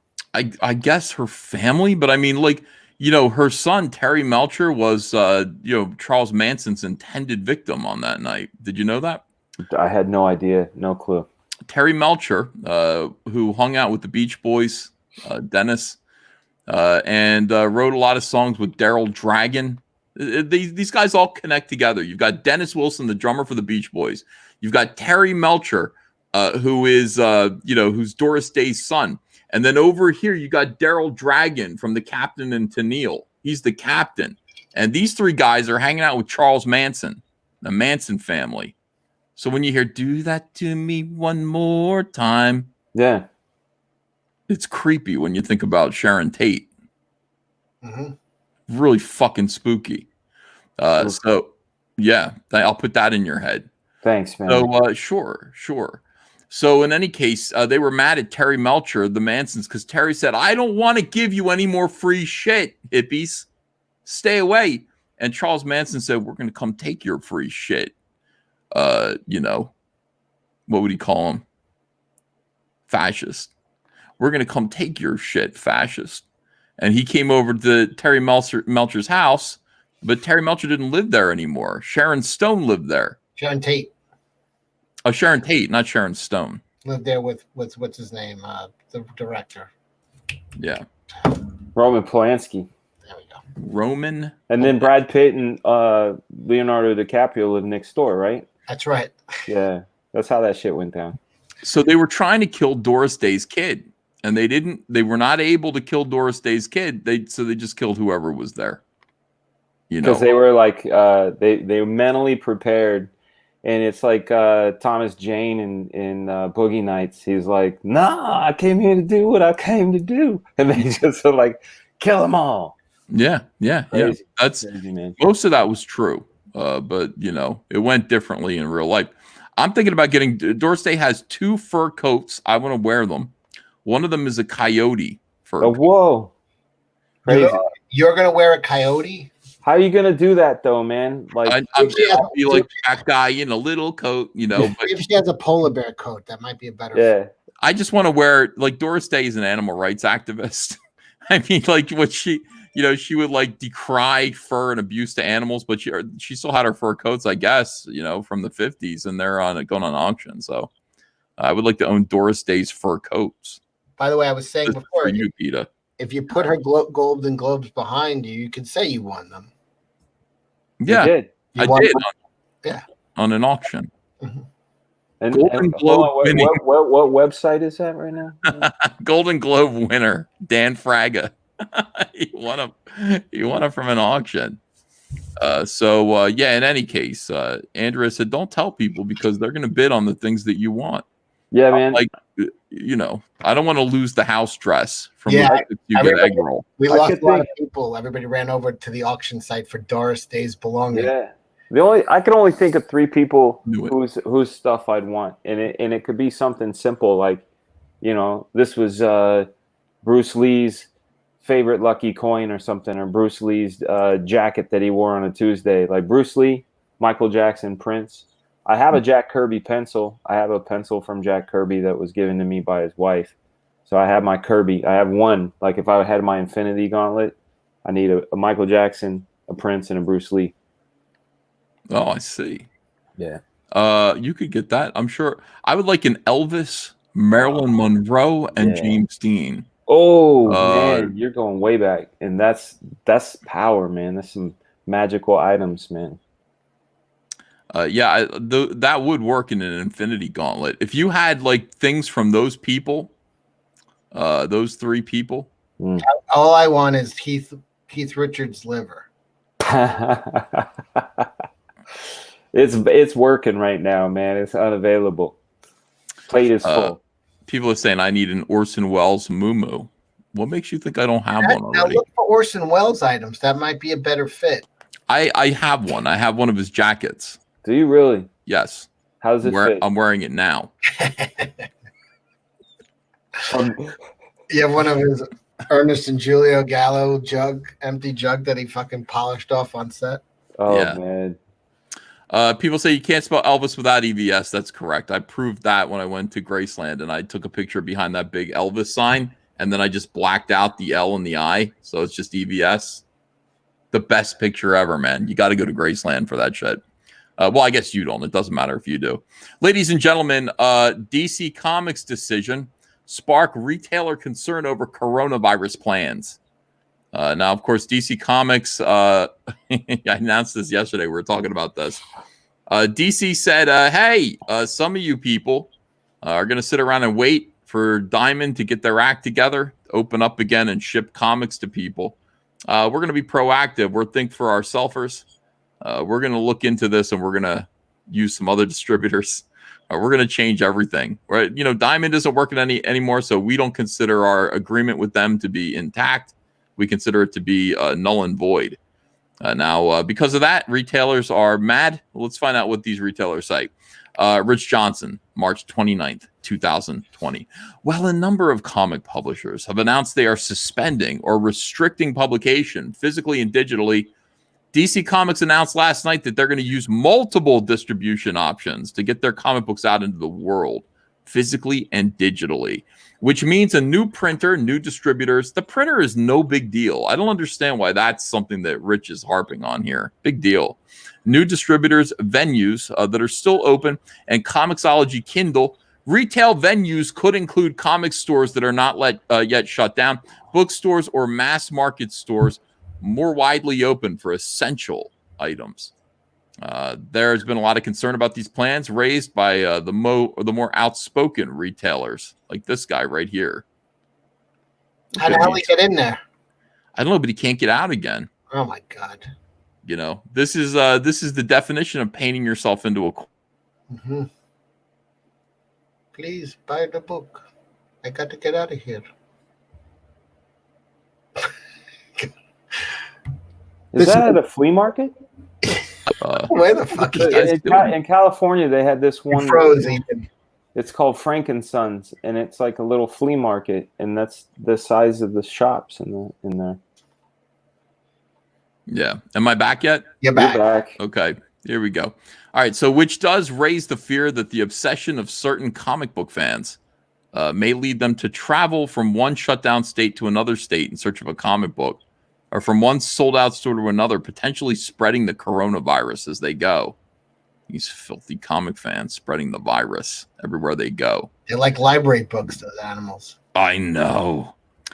In a world in which travel is being discouraged as much as possible, this would seem to be an anathema to that. Especially, Cecil, you want to give me a little applause for pronouncing anathema right out of the box? I do, but every now and then, and this always happens, I'm one of those type of people when I hear a word that I don't know, I'm not one of those nod. Oh, yeah, anathema. What the fuck does that mean, man? It would mean that it would... You see drawing a woman with big tits on a cover of a book after it can't be printed anymore. Too late. Anathema. Especially in a week when DC Comics is planned to be publishing Batman number 92, featuring Punchline on her first covers. Oh, no, they don't get to publish Punchline. Oh, she's going to be a big character. She's going to be a big hit. Well, that's Punchline there? Yeah, she's like, I don't know, Joker's kid or something. I don't get it. Well, that's the Punchline. There are other concerns about the effect that this may have on the existing direct market. Cliff Biggers, that's your pal, Dan. Cliff's a good dude. Yeah. He is a good dude, but he beat me in an eBay auction for Fantastic Four number 2. Well, that's just bitterness, bro. Well, I'm not bitter. He's okay. Like he congratulated. I congratulated him, and he said, if I were going to lose it, I'm glad it would have been to you. But I'm not going to lose it. Ha! That's classy, dude. He's a good, very good man. I agree. Yeah. All right. So Cliff Biggers of Dr. Nose in Marietta, Georgia. So you probably know him pretty well now. I do. Writes, So every major publisher of comics who has revealed their digital comics plan during the COVID shutdown has presented a united front to support brick and mortar comic shops and not try to move our print clientele to digital comics, except for DC. And now they have also issued a vague, unclear statement that they're looking at alternative methods of getting comic books to readers in areas where selling is allowed, but they don't specify that they're talking comic shops only. Here's Brian Hibbs. He's a mean bastard. Comics experience in San Francisco. California states, he's San Francisco, California. He states, DC's announcement is disgraceful. It's disgraceful, Dan. I'd have to agree. I'd have to agree. Well, let me see if I agree. Hold on. Wait a second. And then you tell me if you agree with what Brian Hibbs says. He says, by separating stores into haves and have-nots, they are going to hasten many stores' demise. And they are encouraging retailers to violate stay-at-home orders and risk their health for corporate profits. Damn it, Dan. Well, it's just, I mean, it's got to be tough on all sides. But in fairness, I'm going to have to side with Hibbs on this one, man. In this kind of thing, people want to know definites and not maybes. And there was so much vagueness on that side that, like, if your concern is to look to the big two or the big three, like, give us answers, and these aren't clear answers, that's not a good place to be. It ain't a good place to be. He says further, not in the announcement, but buried in comments and the retailer threads, how disgusting, how cowardly. They're not going to halt digital release of new books. This is a dire mistake. And even a tiny amount of cross-channel conversion will put the majority of retailers in enormous economic peril when coupled with the above. I have never been more emphatically disheartened and disappointed by a so-called partner. Shocking. I mean, think about this. Jesse James, Chris Scioni of Jesse James Comics wrote, well, it was the one company I was glad to part ways with. They are not a team player and continue to prove that point. Local comic shops remember this day. Holy shit, it's a civil war. It's a civil war. Dan, the comic shops are saying, fuck DC. They're doing the wrong thing. You know why? DC is thinking entirely of their employees. They're not thinking about the customers. They're not thinking about the distributor. They're not thinking about Diamond, who they partnered with, and they're not thinking about local comic shops. They're only thinking about how do we keep our people employed and working. That's the tough part, man. That's when I come from it's such a weird thing. I'm thinking about this now. My grandfather was a judge. My dad's dad was a judge, and you have to look at things and sort of be balanced. And I'm looking exactly what you said in regard to DC. I'm thinking they're part of a bigger thing. They're publicly traded. They're not just a comic book company. That's not their only bag. It's like an appendage of a larger body. So their perspective, their subjectivity in the whole situation is going to be completely different than a shop owner where it's their only concern so you're facing, these things. It's like, I don't know if you're a Tony Robbins guy. Are you a Tony Robbins guy? You ever listen to Tony Robbins? I love Tony Robbins, man. Yeah. So he had this thing where he was talking about a couple, right? And they meet and they fall in love, and it's amazing until they have their first fight. And it's the problem they have with their fight is a communication problem, because let's say the guy where he was raised growing up, if you guys had a disagreement, it is a sign of respect to talk it out and listen to the other person. And that's a sign of respect. And if you walk away from that person, that is the sign of utmost disrespect. Now, if this girl was raised in a home where you were supposed to walk away and cool off, and to try to talk it out is a sign of disrespect, and to walk away is a sign of respect, when these two people have an argument and they have, just because of the way they were brought up, diametrically different, each of them is trying to show each other respect, but only receiving what they see as disrespect, and it's going to blow up. And I feel like this is the situation here with DC and retailers is like the emphasis on what they're focusing on. They both feel right in what they're doing, and it's just ugly, especially from the outside. Can I point out something just to make this, to see a silver lining on, really, that was well said, Dan, but there is a silver lining to all of this. Yes. You could probably pick that Fantastic Four #2 off of Hibbs for a lot cheaper than you wait a few months. I'm waiting. I am waiting for that. All right. So, people are mad. John Tinkness of Another Dimension Comics in Calgary, Alberta, says many retailers are already in an enormous economic peril due to the current shutdowns. Any move DC or any other publisher makes against the best interests of the direct market could be fatal for the entire market. Wow. Randy Myers of Collector's Corner in Baltimore, Maryland added, agreed. Never thought that DC would make a decision less helpful in a crisis than Marvel to the survival of the direct market. But here we are. It's DC doing this. William Shanes, former VP of Diamond, called it a disastrous statement. No details, just fuel speculation. Don Al-Safi of G-Mark Comics in Chicago, Illinois, posted, DC has just revealed themselves to be the enemy of the direct market. And releasing digital is nothing less than training comics readers to not buy from their local comic shops. It's the most shockingly stupid, absolutely destructive thing a major publisher could do. By the way, if I were Dan DiDio right now, I'd be out there with a big sign like saying, miss me yet? Miss me yet? Miss me yet? Because Dan DiDio never would have allowed this to happen. I'm thinking about this situation as a whole. At this point, I feel like if those are big chess pieces on a board, I think the person laughing right now, to be honest with you, is Steve Geppi.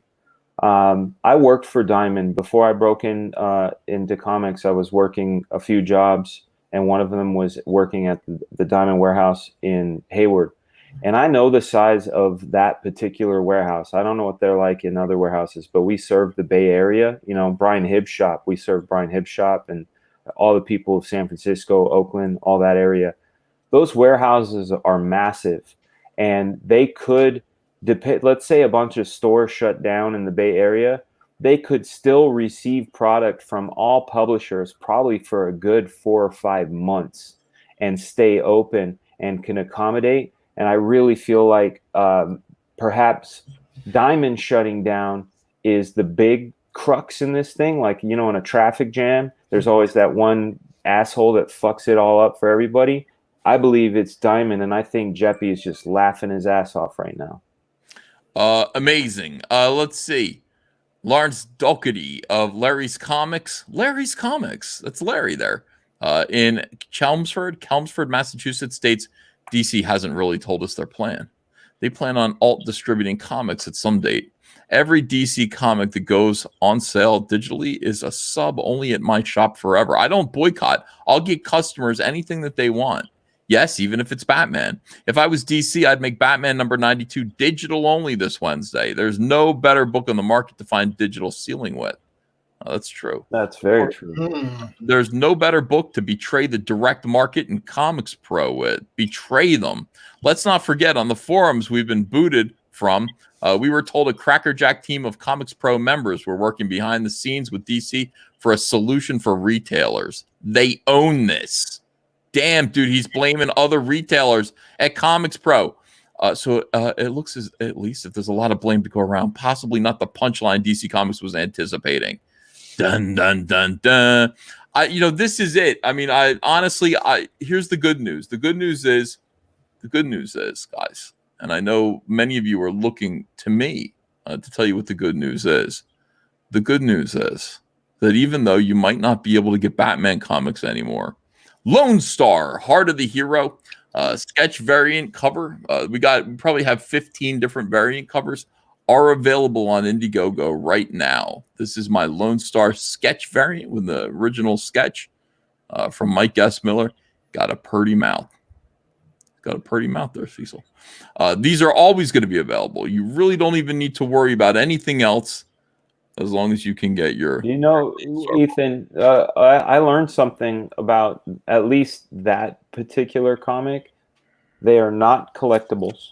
They are essentially disposable, and they can ship out in a regular envelope. You know what I'm saying? That is the latest idiotic statement of Put a Jeff Method. Hicks guy and just have them print the address on it and put a stamp on the comic and send it out. That like a TV guide. You remember those? Just like a TV guide. It's not a collectible. It's not collectible. A lot of people are saying big brain things on the internet. A lot of people are. In fact, today, Peter Simeti was on this show a couple times. Peter, man. I love that guy. That means me, Ethan, is going to use Peter Simeti to get his books into shops. And mark my words, by 2 years, EVS will be in charge of alternate comics. That's what this is all about. I know. I sat there and I went, I got to get into comic shops. The barbarians are at the gate, huh? There's got to be a way to do it. Maybe if I use Peter Simeti and his fledgling company, if I can get him to publish Cyberfrog somehow, I have to convince him to publish Cyberfrog. Then my book can slip into the Diamond catalog unnoticed. Busted. Then retailers will order it. And then Cyberfrog will be in retail stores at 40% off cover price to me. Profit. No, not profit. No profit. But it'll be in comic stores, Cecil. And then, rather than grow All Caps Comics, my own company, I'll hijack Peter Simeti's life's work. Profit. Then profit.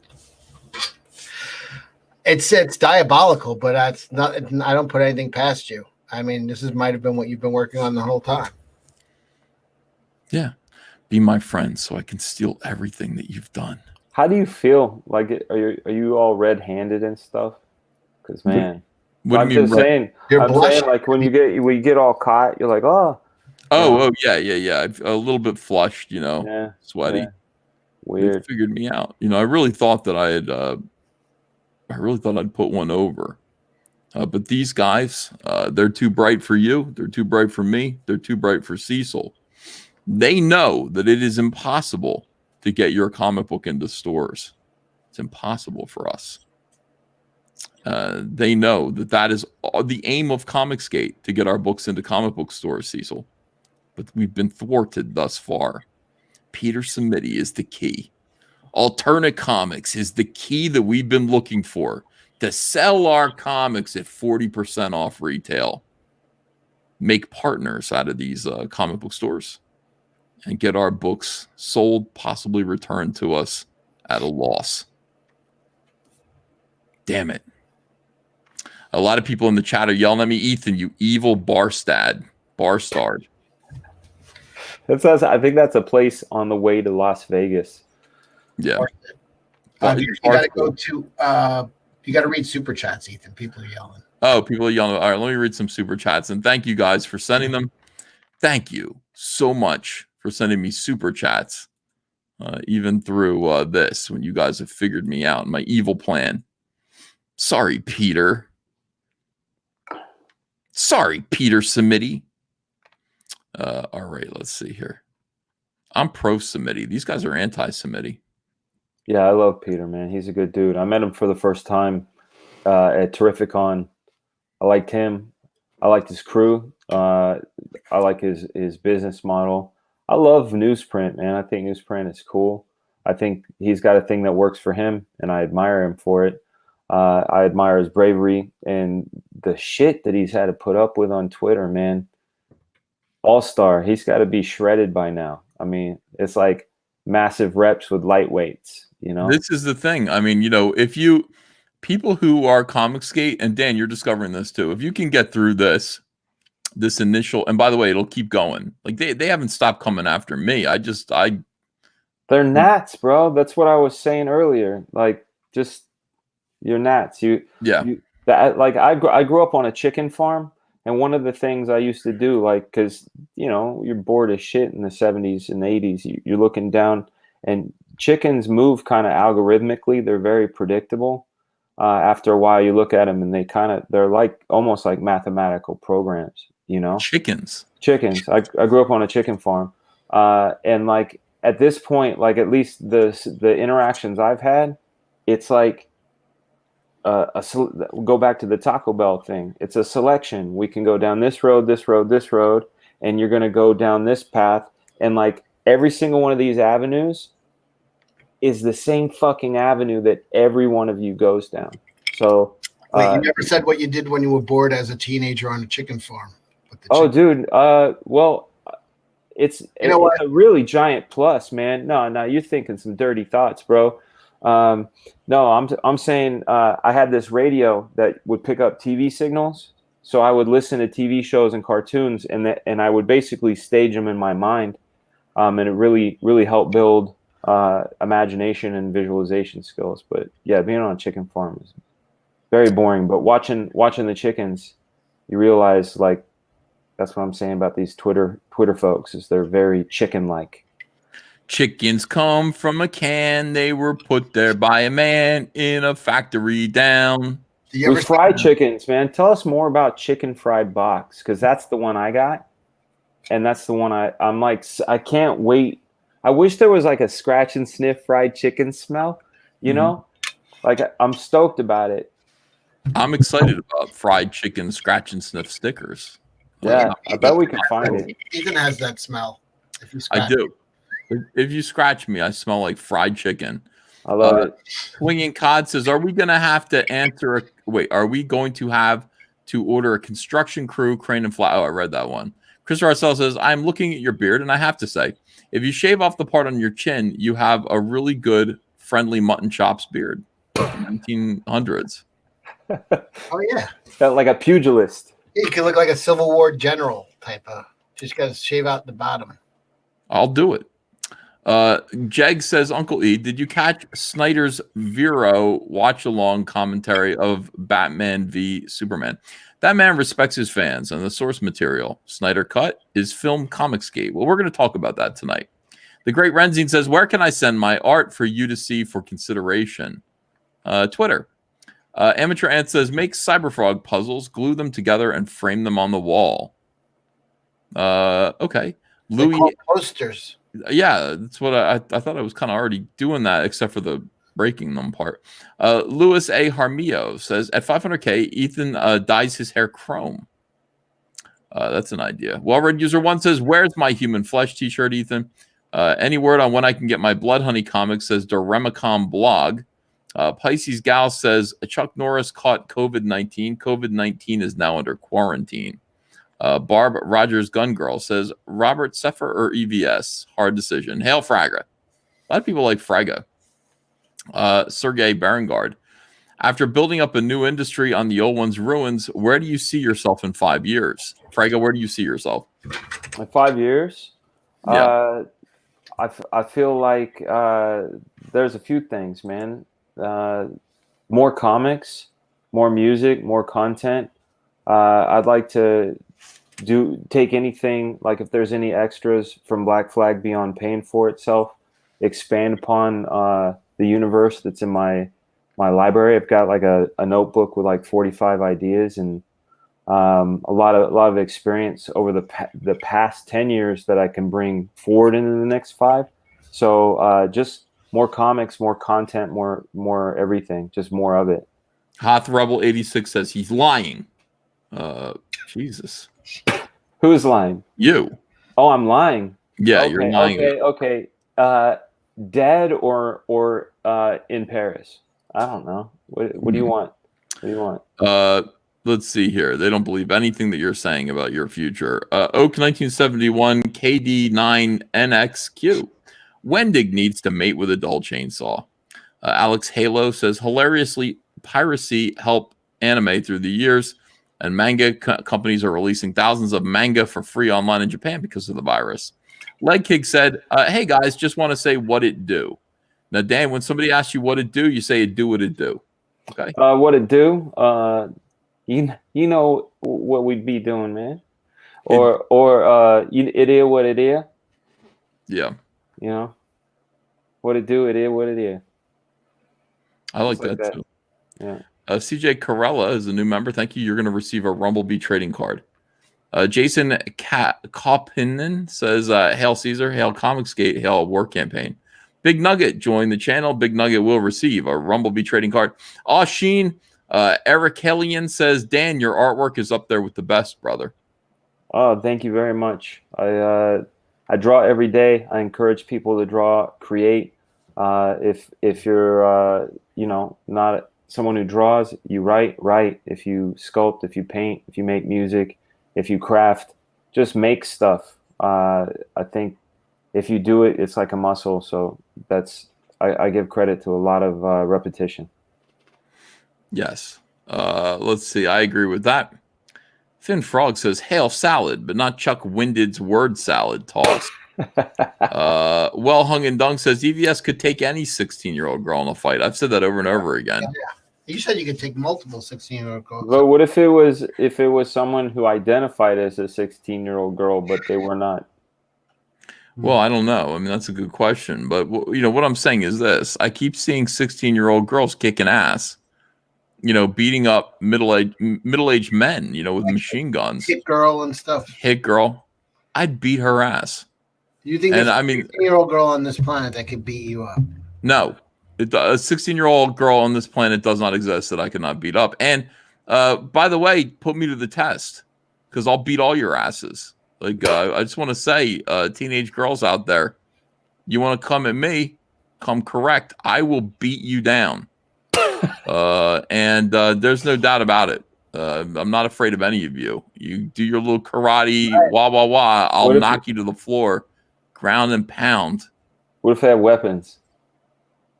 I don't even think that matters. A gun? Well, I'm saying a fist fight. I mean, I'm not seeing girls with guns shooting guys. I'm seeing girls with karate beating up men with guns. And that's just that doesn't exist. In movies. It's in movies. Yeah, but, I mean, in Hit Girl's defense, in that SWAT ripoff Kick-Ass, she was trained by Nicolas Cage. And, I mean, who couldn't whoop ass if Nicolas Cage trained you? A 16-year-old girl, I don't care who trains you. I think there's a 16-year-old girl out there that could beat me up. Yeah, maybe you, but I mean, not me. I could. I take that back. I could take Gina Carano in a fight. You already said that. You said you could beat Gina Carano. I think the average dope could beat up the best trained woman in a fight. Yeah, I think that's ridiculous. And I would be representing the average dope. I think that would be ridiculous. I'd want to see it. But I think she might be able to throw hands with you. Make it happen. I wish, man. I know Liefeld knows her. I want a god thing to prepare for it. Yeah, I know Liefeld knows her. Hit him up. Hit up Liefeld. I don't want to be prepared. I don't want to train or do any kind of thing. I want to see with a fucking nobody. Yeah. Against a nobody, just a regular dude against a highly trained woman. What would it take? At what point would you admit defeat? Would you have to be? You wouldn't tap out. Conscious. That's the only. That's what I was going to say. You would not tap out. You would I would just not tap out. Okay. And the bone would be coming out of my leg if she had me in a submission. Okay. Interesting. All right. Well, Cecil's willing to fight Gina Carano. I'm not sure. I would give money for that, dude. I would love that fight. I'd wear bicycle shorts with like a big belly jelly roll of fat hanging over the top. A fanny pack with dust in it. I'm just saying, there's no 8-year-old. I will beat. There's not an 8-year-old boy on the planet that I couldn't beat. Yeah. Not at all. Oh shit. Dead. Don't fuck around. All right, here we go.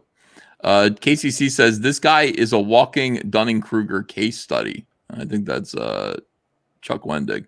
Pisces Gal says SJWs want socialism, but not when it's my work being given away. JC Denton says found copy of Blood Honey on Oak Island. Explanation? Fucking fulfillment, Psychicon DM says forget rock cannons. We need rock lobster.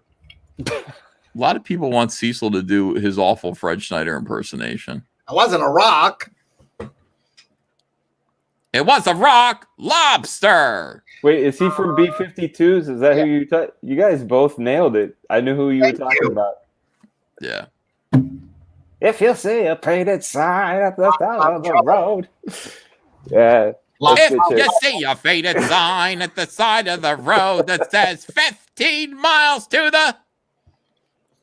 Oh, shit. Yeah, nobody here is hitting that note. Unless they're getting beat up by Malin, Gina Carano. Malin, come in here. By the way, I heard both of you. By the way, that reminds me. I listened to the first 5 minutes of Malin's show last night. First 4 minutes were him talking with mute on. Oh, totally And all of a nothing. sudden, Ethan comes on. And they go, "Oh, fuck Cecil. We haven't heard from him in days." Oh, you know what? We forgot he was even on my show the other night. All he had was a stupid horn. He fucking sucks. He's not funny anymore. The only thing I missed that. I stopped watching John's show right at that moment because I realized that I wasn't going to be on it. So what the fuck's the point of watching? I had a good time watching it, man. I watched it this morning. I woke up and it was already there. Man, I went to bed late. I got 3 hours of sleep, man. I have a 1-year-old, and I'll tell you, man, you're a grizzled person when you got like 3 hours of sleep. Dude, it's horrible. Just saying, you didn't find that a little bit like a little bit of hateful talk from the two of them talking shit about me? I don't know, man. I didn't find hate in any of it. I think you're beloved, bro. I think you need to know it. No. They were both, egging each other on. I love talking hatefully about you, Cecil. Yeah. It's so I fun. was like, I wish he was dead. And then Ethan's like, I would kill him. And he's like, I'd kill him in a more painful way than you. And then I was like, That never happened. We never said that. It started to get distasteful. John Malin said he would kill you, and I said, okay, fair enough. It was his show. I respect him. Okay. I'm gonna argue with him about that. All right, let John in. John has the link. It's in his DMs. He can come in here whenever he wants. He's welcome. I don't know that he feels welcome now that you said horrible things about him. The best part of your show the other day was when I had that horn sound effect. Why do you say it was not, Cecil? I like the worst music. part. The music was the best part because it created a emotional landscape for scenarios that was just excellent. Yeah. Don't encourage him, Dan. Yeah. It was good shit. All I ever needed was encouragement. It was good shit. The horn was a bit much though. It got a little Bobo the Clown. He was dressed like fucking Harpo. And Post was loving it. I think Post was like, "That's my sound." He's a fucking. He has class. Yeah. Classy dude. Where is he from? Long Island. All those classy dudes are out here. Me, him. What's his name? Why am I fucking blanking on fucking the writer of She? Tucci. Tucci. I love Tucci. He's good people. All good people. All of us. I don't want to. Put a smoochie on Billy Tucci. Did you guys see Joe Quesada's video today? No. People were saying he was wearing too much makeup. I think I was like, maybe he was born with it. Too much eyeliner. Yeah, no, I just said to him because he said, "Oh, come on, step into the arena with good old Joe Q," or whatever he said, and I replied, I said, "Yeah, bring me into the arena, Joe. Let's you and I have a conversation, because there's nothing worse than a man with nothing to lose. I never want to work for Marvel ever." I love that. It's a freeing feeling. It's so amazing. So you can say whatever you want, and I can say whatever I want. So, and I know Joe people watch this show. I know Joe's people watch this show. So Joe, come and get me. Come and get me. Come and get me, you bastard. Yeah. All right, let's watch. Let's take a minute and listen to a little song. We were talking about Chuck Wendig before. Chuck Wendig, of course, when it comes to socialism and giving stuff away that, belongs to him, is suddenly not so keen about it. Somebody found this from Chuck Wendig here. "It sucks that people are using stuff" is a hell of a take. "It's terrible. Kids are using all these schools and people are driving on roads. It's such a capitalism-driven, money-making POV whose sole concern is who is getting paid rather than who is being served." Well, blind, disabled people, Chuck, were being... So this is him in, by the way, last year. November, Chuck posted this of last year. Suddenly, the shit covered boots on the other foot, isn't it, Chuck? The shit-covered boot is on another foot. All right, let's watch this beautiful song that was discovered. Chuck Wendig. Winter is coming, you callous fucknecks. You prolapsed assholes, you grotesque monsters. Comics consumers are Nazi right wing. Jobs are not Chuck Wendig's favorite things. Racists and rapists and wretched abusers. You are vengeful, petty horrors and losers. Comics consumers are Nazi right wing. Jobs are not Chuck Wendig's favorite things. When you get broke, then you go broke. You can only the food covered in cheese. For the first time ever, we're playing that shit again. Here we go. Winter is coming, you callous fucknecks. You prolapsed assholes, you grotesque monsters. Comics consumers are Nazi right wing. Jobs are not Chuck Wendig's favorite things. Racists and rapists and wretched abusers. You are vengeful, petty horrors and losers. Comics consumers are Nazi right wing. Jobs are not Chuck Wendig's favorite things. When you get broke and you go broke, you can only eat the boot covered in cheese. And then the sign off is just. When you get broke, you can go broke. It's fucking great. Oh shit! Oh, fuck. All right. For those people who want to hear that again at their own whim, I'm going to retweet that on Twitter right now. So, So classic Chuck Wendig tune. Yeah, we do that around here. We want to make sure that you guys kind of stay entertained. Very, very good. Better than Streisand, and I don't say that often. I know. Me neither. You know, I almost never admit that something's better than Streisand. Give me a break, Barbara. All right, let me see what we got here. This is why I back Trump Space Force, says Barb Rogers, gun girl, because of the moon rocks. Extraordinary Jackson says Brianna Wu was a female engineer at birth. It's true. Mr. Reborn says Wendig's a typical leftist. Oh, it's all about me. Rockrin RK in post is a new member and will receive a Rumblebee trading card. Comics Exposed says Dan, where's your Indiegogo pre-launch mailing list page, you bitch? He didn't say you bitch. Oh, it's fun if he does. I've been called worse by friends even. Mm-hmm. Thank goodness for Phil over. That's amen, brother. Thank goodness for Phil over at Zaid Comics. He's going to help me set it up because I know there are many options out there. There's MailChimp, there's other ones, and I heard there's one on IGG. So that's getting set up this week after we do the campaign with Dynamite and the Black Flag, Red Sonja, Black Flag, Evil Ernie cover. So this week, coming up this week, keep your eye out. We'll put it on blast. And I'm thinking of freebies. In fact, Uncle E, I want to know what you think. Should I give archive stuff away free for signing up, or should I give them the old school Fragaboom mixtape for free? Oh, dude, that mixtape, man, because I want that. Yeah. All right. 5 songs. 5 songs. That's what I'm going to try to do. It'll be a digital download. Piracy, damn it. Yeah, if you sign up for my list, you can get the Fragaboom mixtape from 1994 Fragaboom mixtape for free just for signing up. Yeah, agreed. That's a great idea. All right. Deadwood Dale says, I made a video of you 3 on Twitter. Cecil hears Fraga's beer can and is reminded to drink subconsciously. It's not beer, man. This is called highball. It's water. It's water with a touch of caffeine in it. Because I'm operating on like 3 hours of sleep, and a little bit of caffeine will keep me going. Yeah, I mean, that's the thing. You got to be able to kind of stay up and stay working. Man. Dale, what are you doing, man? I just got this this text right now that I want to see if it'll pop up. Yeah, here it is on the iPad. I can show it to you on the iPad. Holy smokes, man! I'm getting a wild turkey. Look at this. Hold on a second here. Share. Wow.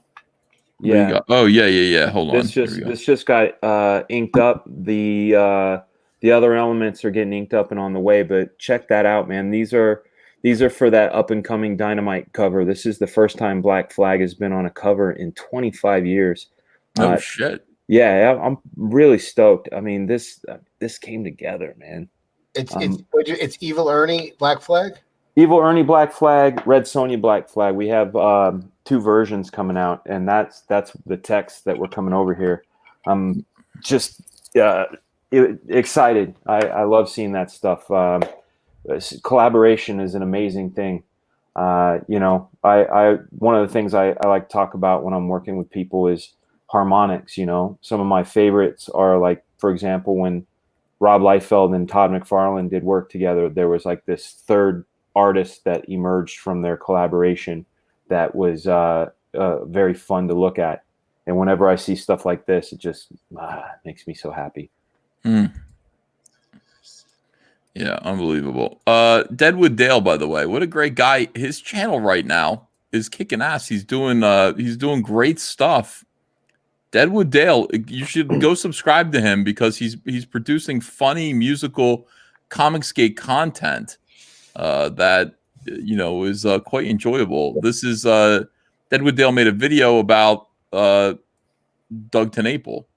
It's interesting. This is a 3-minute video. Let's play it. The way I see it is, I never really want to sell someone a book under false pretenses. These are people who I would never miss as a friend. I just don't want to create drama. I want to be cool. So I bought this book.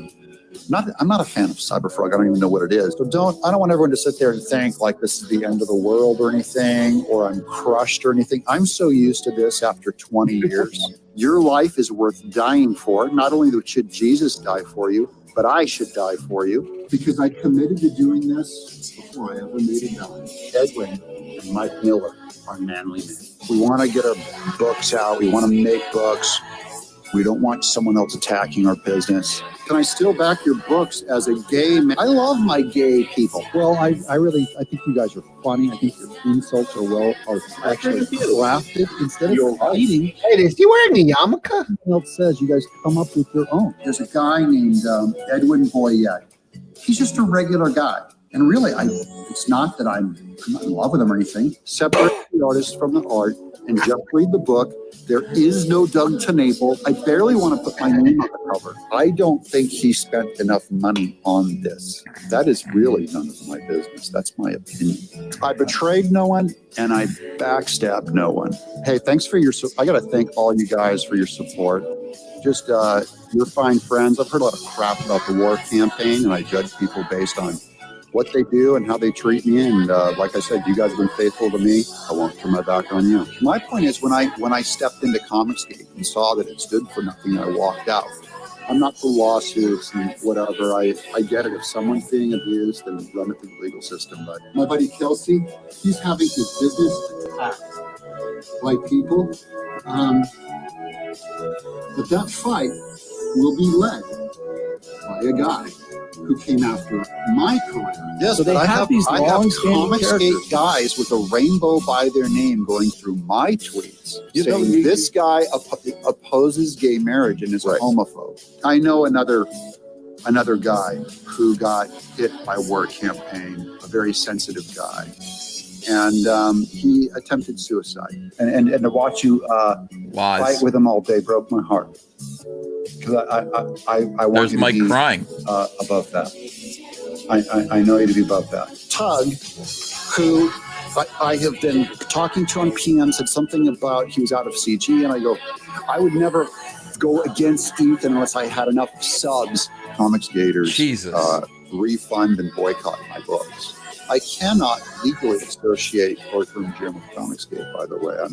This is independent comics. Yeah, well, I've read a lot of books, and they're not good content. Ethan's channel is dying, Wall, says the amazing Adam. I don't know about that. I just don't see what is sustainable about that. It's just not my thing. It's none of my business, really. To hear him say, Hail Caesar, is it's music to my ears. Jesus Christ. That was something else. Great job, Deadwood Dale. Really good job. Good clip of Doug saying I would not go against Ethan unless I had more subs. Enormous. Okay, yeah, well, John Malin, welcome to the show. Stop gatekeeping me. Sorry. I like the way you talked about me yesterday. Yeah. Look at this guy. That was John. It wasn't me at all. You know, I said earlier that Cecil is the new Kelsey. Correction. He's the new Doug. This is John. This is John at the store earlier today. Look, Cecil, your star is fading. He's got a tampon on his face. That's a tampon. No, that's a maxi pad. A maxi pad, I mean. A maxi pad on it. She does too.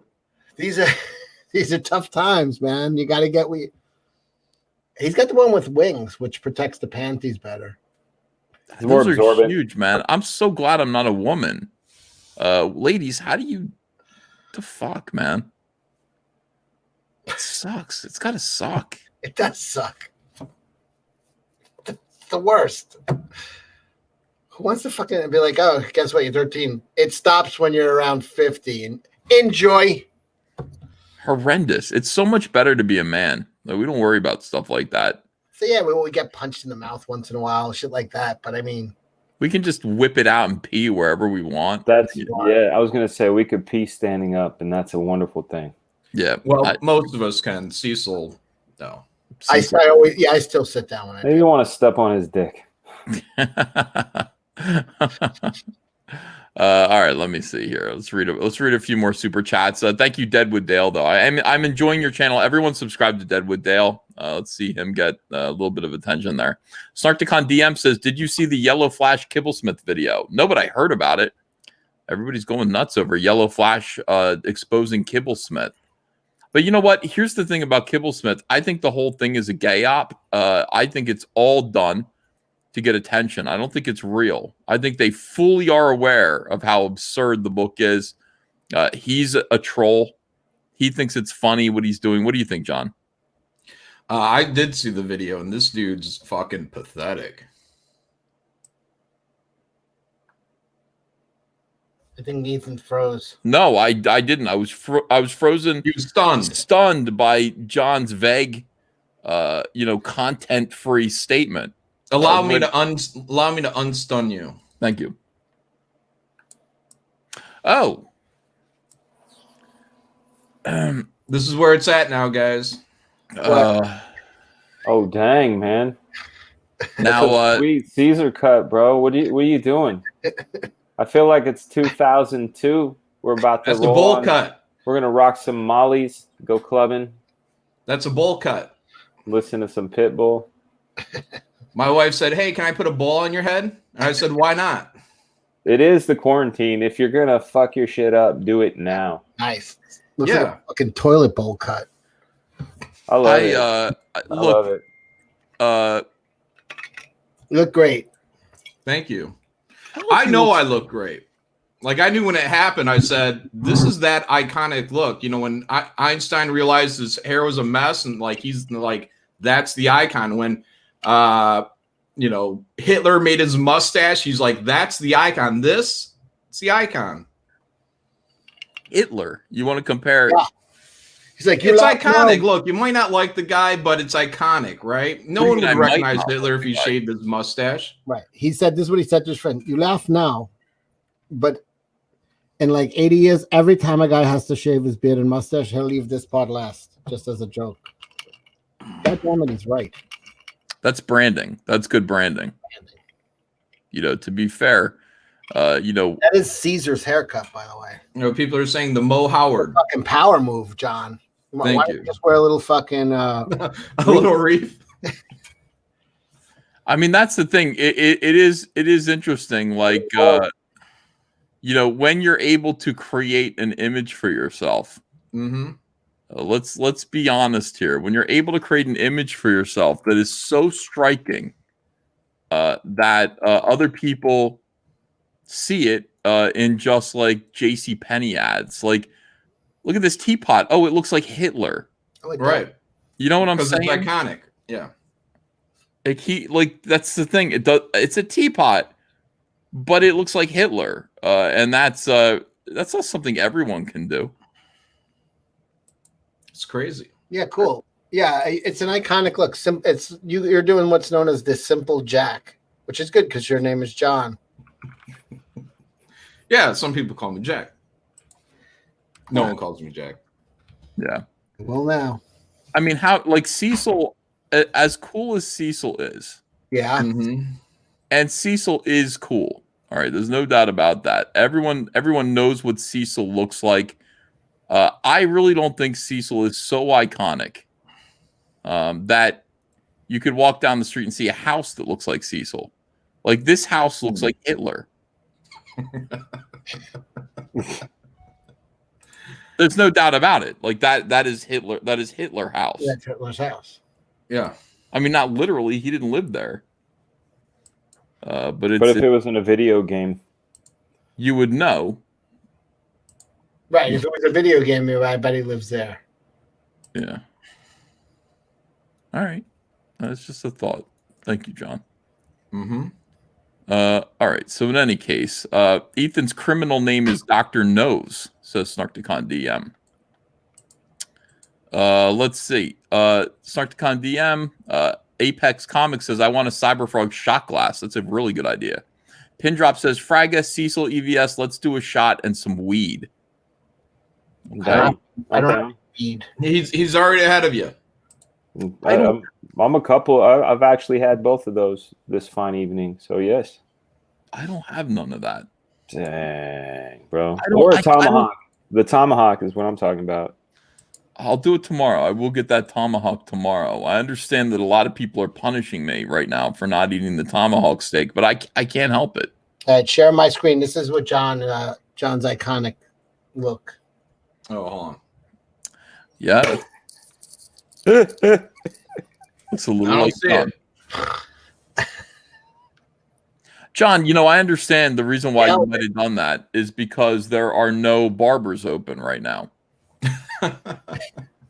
John, this is an iconic look. Whenever you see a chubby dude in a red mask that looks like old underwear and a weird hat, you're going to say that kind of looks like Cecil, no matter what. That's iconic. First time I saw you, I thought you were like a wrestler, like somebody who does some wrestling. I'll wrestle Gina Carano. I know. I can't wait. I'll stretch her out. I will stretch her out. She'll be tapping in 5 seconds. That's just for my breath. That's amazing. I would love to fight her. I love it. I know lots of. I know the full Nelson. I know Charles Riley Nelson. I know Charles Riley Nelson. I know the headlock. I know Ad-Rock. Rocky Balboa. I know Rocky Balboa. I got enough in my arsenal. I've seen every Rocky movie. Some of them twice. Seeing a Rocky movie isn't going to help you, Cecil. You got to actually engage in vigorous exercise. Or Jim Akata. See Jim Akata or any of the Enter the Ninja movies. American Ninja. Oh, Jim Cotta. Yeah, that was a great movie where the guy just did fucking splits and gymnastics and shit. And then I love at the middle of the fucking park was a pommel horse. It's like, why is that there? And then there's uneven bars. And yes, that's how you whoop, dude. Just make sure. Say, I will fight you, but we have to meet at the park. This is all shocking behavior from Cecil, but I'm used to Cecil's shocking behavior now. Drew, aka Mr. E, says, EVS, thanks for being a shining light for Comicsgate. Hail, Comicsgate. New Captain Love campaign launched today. It was 200% funded in less than 4 hours. That's what I'm talking about. Oh, you were only asking for $5? Well, congratulations anyway. Donald DeLay says, Ethan buys used panties. Confirmed. I like to save money where I can. D loves all. Yeah. This is sad here. D loves all things. Says, I just had a stroke 3 weeks ago. My left side is messed up. Can I get some prayers and good vibes from the Christian comic skaters? My real life name has S. David Kwan. I think it's David Kwan is his real name. David Kwan. David Kwan, man, we're praying for you. Sorry. I would have, What's going on? What's going on with him? He had a stroke 3 weeks ago. He says his left side is messed up. And he wants prayers and good vibes. Oh, for sure, man. For sure. Let me Definitely. say this. Thoughts are with you. Paul Hogan had a massive stroke, and after that, full recovery. Took him a while though, and then he became a massive star. Really, that happened before. That's not a knife. This is a knife. Before that, crazy. Well, that's good. So thoughts and prayers, but it's recoverable, and your better days may be ahead. I hope so. Yeah. Braden Dykstra says, I had Doris Day. Took her on a sentimental journey. You know, Steve Turney says, DC are doing the right thing. Good for them. Yeah, I don't know. Retailers don't think so. DC is like, you know what? Here's what DC is doing. DC's like, the industry's dead. Fuck y'all, see ya. That's what they're basically doing. We're gonna worry about ourselves. You guys, Was she Roman Holiday? That was Audrey Hepburn. Yeah. Okay. Gregory Peck and Audrey Hepburn. Stop yelling at me. Doris Day, my favorite actress. Love Doris Day. I will wear her panties on my head when I win them at auction. I respect her body of work. Will you be showing it to us? Will I what? Will you be showing it to us? Like, will you be like 16 candles? Dun dun dun. They're not going to be like that, Dan. She was petite. They'll be like this. Oh, I imagine. okay. Yeah. Dun, dun, dun. These are Doris Day's panties. I got these years ago. The eye holes are for the legs, and I had to cut into the ass to make a mouth hole so I could breathe. Nice. But they're really comfortable and durable. They made shit to last in the 50s. Yeah. All right. Very good. Let me see here. Oh yeah.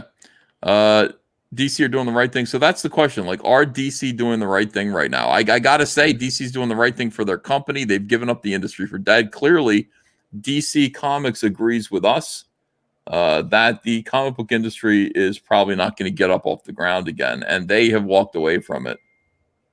They've walked away from it. I hear a bell going off.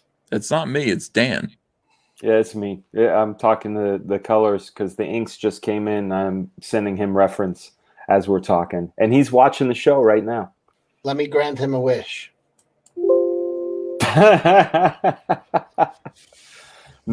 Matt, that's for you, bro. John, you want to wish? Maybe that you didn't make that haircut. No. That was a wish that I made. I made a wish that you can't unwish that away. Cecil became the soundboard guy. That's just me raising the fucking volume on my. You need to get the remember E-Bombs World back in the early 2000s? I was a child, but yes, I remember. Yeah, they had the E-Bomb, they had the Arnold Schwarzenegger soundboard. They had an Al Pacino one, and people would call and do crank calls with the soundboard. So much fun. I'm a cop, you idiot. I'm Detective John Kimball. I need to talk to your father. Who is your daddy? What does he do? You son of a bitch. How are you? What you want me to do, Ethan? I'll just pull up a soundboard. Yeah, I would like you to do that. Yeah, I'll do like Andy Worski. Somebody said, yeah, do Worski. What about Andy? Oh, get Andy Worski. He just uses that gunshot thing over again. God, it's so annoying. He's like, so I was talking to Ethan Van Sciver.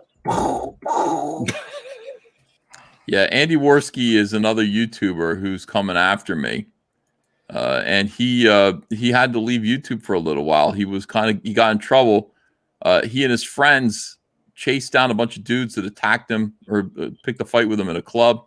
Chased him down the street, pulled a gun out on him on a live stream. They were live streaming this for the cops to see.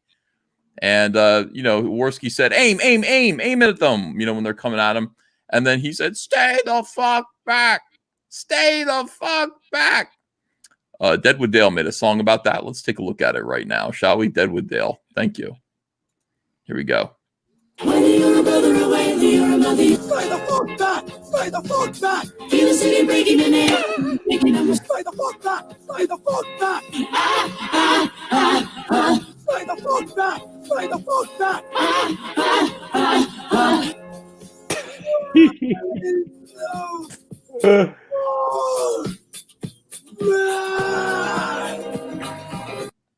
All right, so a lot of musical talent in Comicsgate. Genius. Yeah, a lot of skill, a lot of innovation, and thank you guys. Okay.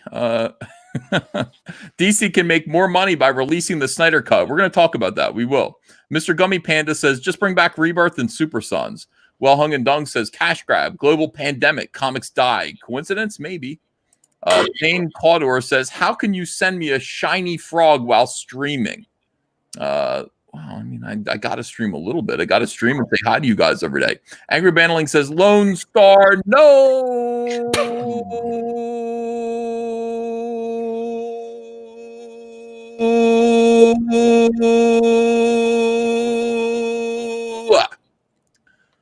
Wait, they just took Lone Star around back. Listen.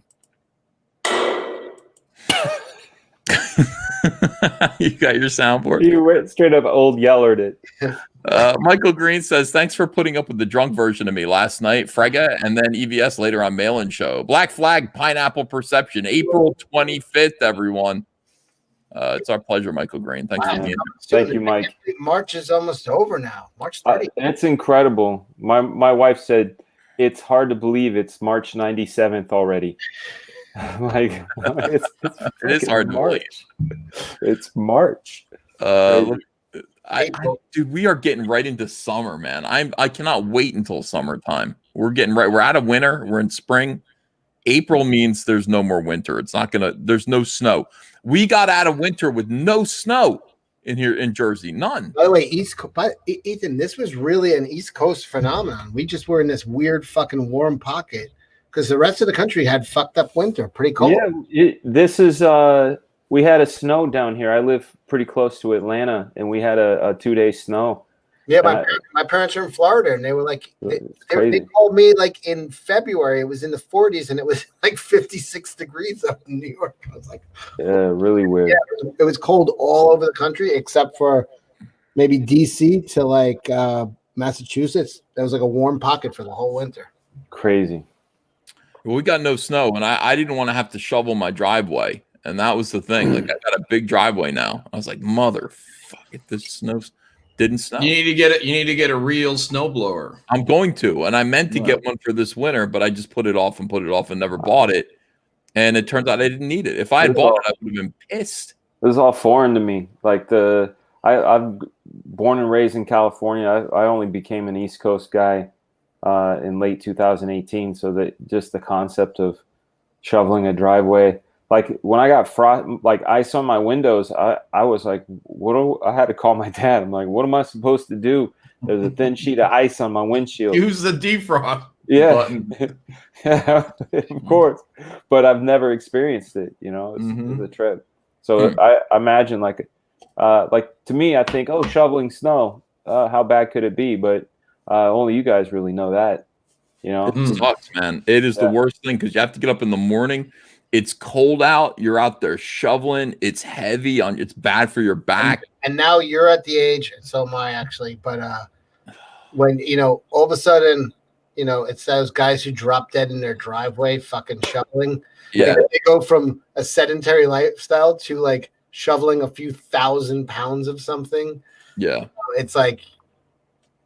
And then you're just they always say like people have heart attacks. They get right out of bed. They didn't even get the blood flow going. They go straight out. So a lot of people haven't exercised in months, and all of a sudden they're doing like super strenuous. They're basically digging. Yeah. They drop dead. Not me. Why not you? Well, my brain's on Brad right here. Look, I got a snowblower. Oh. Yeah, it's huge. I do the whole neighborhood. I don't even care. I do the old folks home. I go all the way down about 2-3 blocks. I don't care. You should go visit them. You go by there now and visit them. No one's visiting the old folks at the old folks home. If you live near one, go there, visit them, hug them, kiss them. No. Bring them baked good. Bring your kids to bring them stuff that your kids made for them to eat. How does a snowblower work? Does it like Is it? You Is that push like it into the snow. It has these little spinny things that shoots it up and out.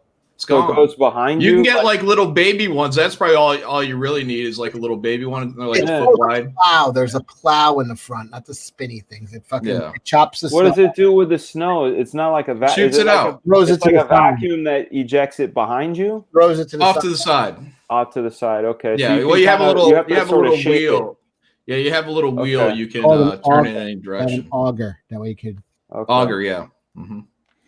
Let me see here. Fraga is the man, says Gabriel Torres. Fraga is the man. Ask him to tell an NSYNC story. You have an NSYNC story, Dan? I have a lot of NSYNC stories, man. You know, the way I met the guys in NSYNC was a complete accident. You know, that's like one of those things where you trace back, like how the heck did I end up getting to know these dudes? And this was back when you and I were both working on Wolverine at the same time.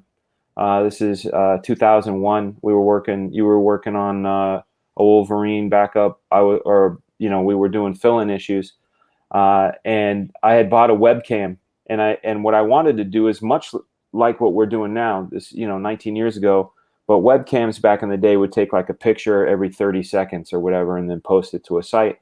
But I didn't really know how to do it, and that morning, I asked my wife, can I borrow the car for some reason? And when I was dropping her off, the Rick D's, I don't know if you guys remember Rick D's, but he said, oh, tune into kissfm.com, check out our new webcam, blah, blah, blah. So I was like, oh shit, they got a webcam. I want to take a look, because sometimes they say powered by whatever. And when I was on there, I saw a really cool graphic of this neat sort of graffiti drawn mosquito. And I had worked for Genco jeans, those really big ass rave jeans. I had done a bunch of work for them. I'd worked for them for about a year. And I liked the style of the graphics. So I clicked on the link. It opened up this clothing site called Fu Mansquito Clothing. I clicked on the thing about jobs, and I said, hey, my name's Dan Fraga. I've done some graphic design for Genco. If you guys ever need any graphics, let me know. Their art director was a guy named Dave Daniels. Dave Daniels said, hey, the president of this company wants to meet you. He and his group are in town. They're going to be performing with Gloria Estefan at the Academy Awards. And I'm like, who the hell is he talking about? And they want to meet you at the L'Armitage Hotel, tomorrow. So I go down there, and it turns out to be Chris Kirkpatrick from NSYNC. We end up hitting it off. Like, he's just one of the funniest dudes. He would fit right in this group right here. He'd crack all you guys up. But met the group, ended up going on the road with them for a while. When I did a book called Gear Station, they used it in their promo videos, like as the comic they were reading. I ended up drawing them into Wolverine.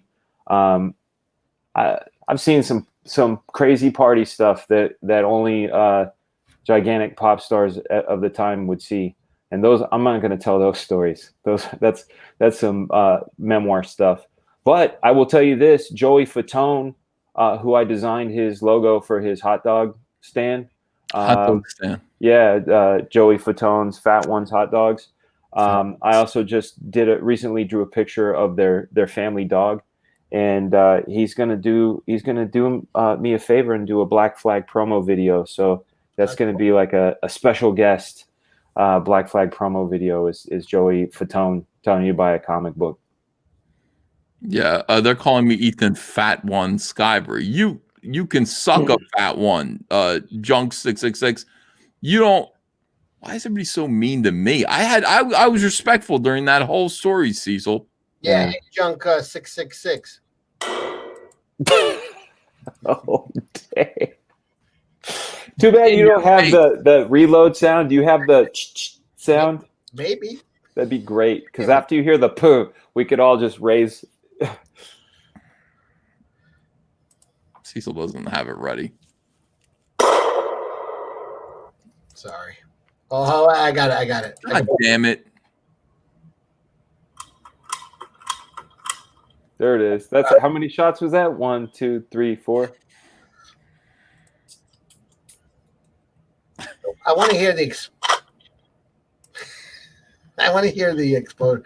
I'll find it. Leave me alone. All right, Cecil, I will leave you alone. Cecil, I'm going to leave you alone now. You find it yet? Cecil? John, what are you doing over there? He's doing this. Checking out chat. Play the fuck back! Play the fuck back! In the city breaking and everybody shaking and was play the fuck back! Play the fuck back! Play the fuck back! Play the fuck back!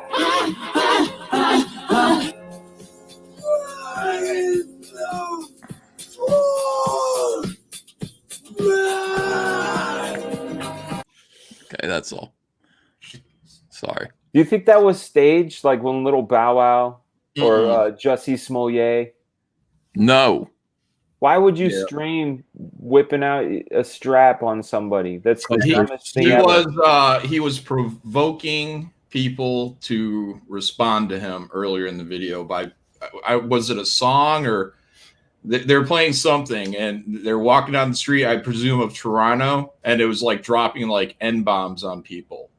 Well, they what they did was they did in real life streaming. They're walking around, and then fans could sit there and pay super chats, which were read aloud, or play music. You know, so if you gave them $5, suddenly a voiceover would say "I hate," and instead of the N word, because that's banned, they would write NICKERS, and that got through.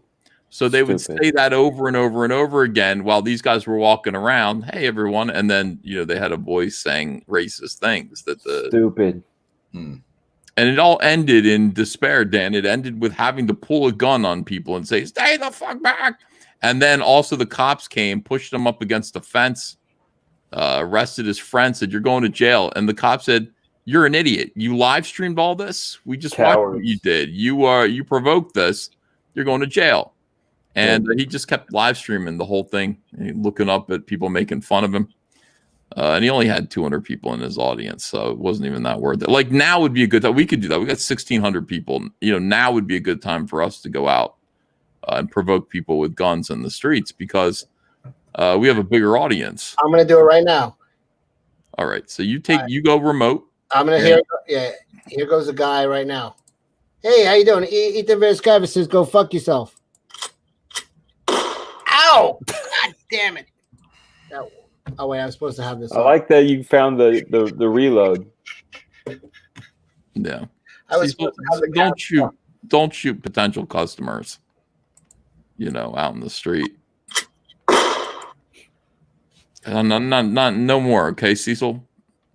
How much more blood can I have on my hands? Please stop it. You got 2 hands. 1, 2. Oh. Do you have a slap sound? Terrible. Why are you encouraging me? I thought that's just terrible. Do not I encourage love it, him, dude. I have to say I love it. No, they were calling me a one-trick pony. I'm not funny anymore. Hurtful things. Those are hurtful, man. Mr. Gummy Panda says, who did the coloring and inking for Cyberfrog Wrecked Planet? My God, it looks amazing. I think you're talking about Jay Lee. And Jay Lee did the artwork. And Kyle Ritter colored it. Cecil, stop shooting people. I'm trying to talk to It's a slap. Oh. Liam Gray says Xenotype has the best illustration you'll find in manga outside of Berserk, and a story to match. Back in now on Indiegogo today. Cecil. Better than Bastard? Better than Eat Man? That's what they're saying.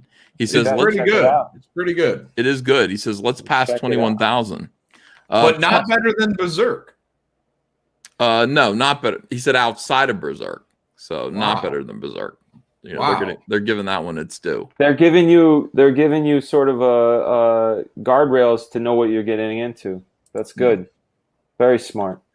Plan 9 Good Time says, will there be a Black Flag versus White Snake crossover? Here I go again. Here I go again on my own. Only if Tawny Katane comes down here and wrestles with Cecil. Yeah, I was disappointed with Tawny Katane. I don't think I'm in her weight class anymore. You are so quick, dude. That's amazing. Pisces Gal says, your Cyberfrog comic was beautiful. I proudly backed your upcoming Cyberfrog comics, and I'm looking forward to them. Thank you, Pisces Gal. Andrea said that today. She's like, a lot of women are backing your comics. She knows that because she's sending people trading cards. She's fulfilling eBay orders. A lot of women. I said, Cyberfrog appeals to women. Mm-hmm. You know why? I think it's the Frog Prince scenario. I think it's because women have eggs and men have sperm that look like tadpoles. And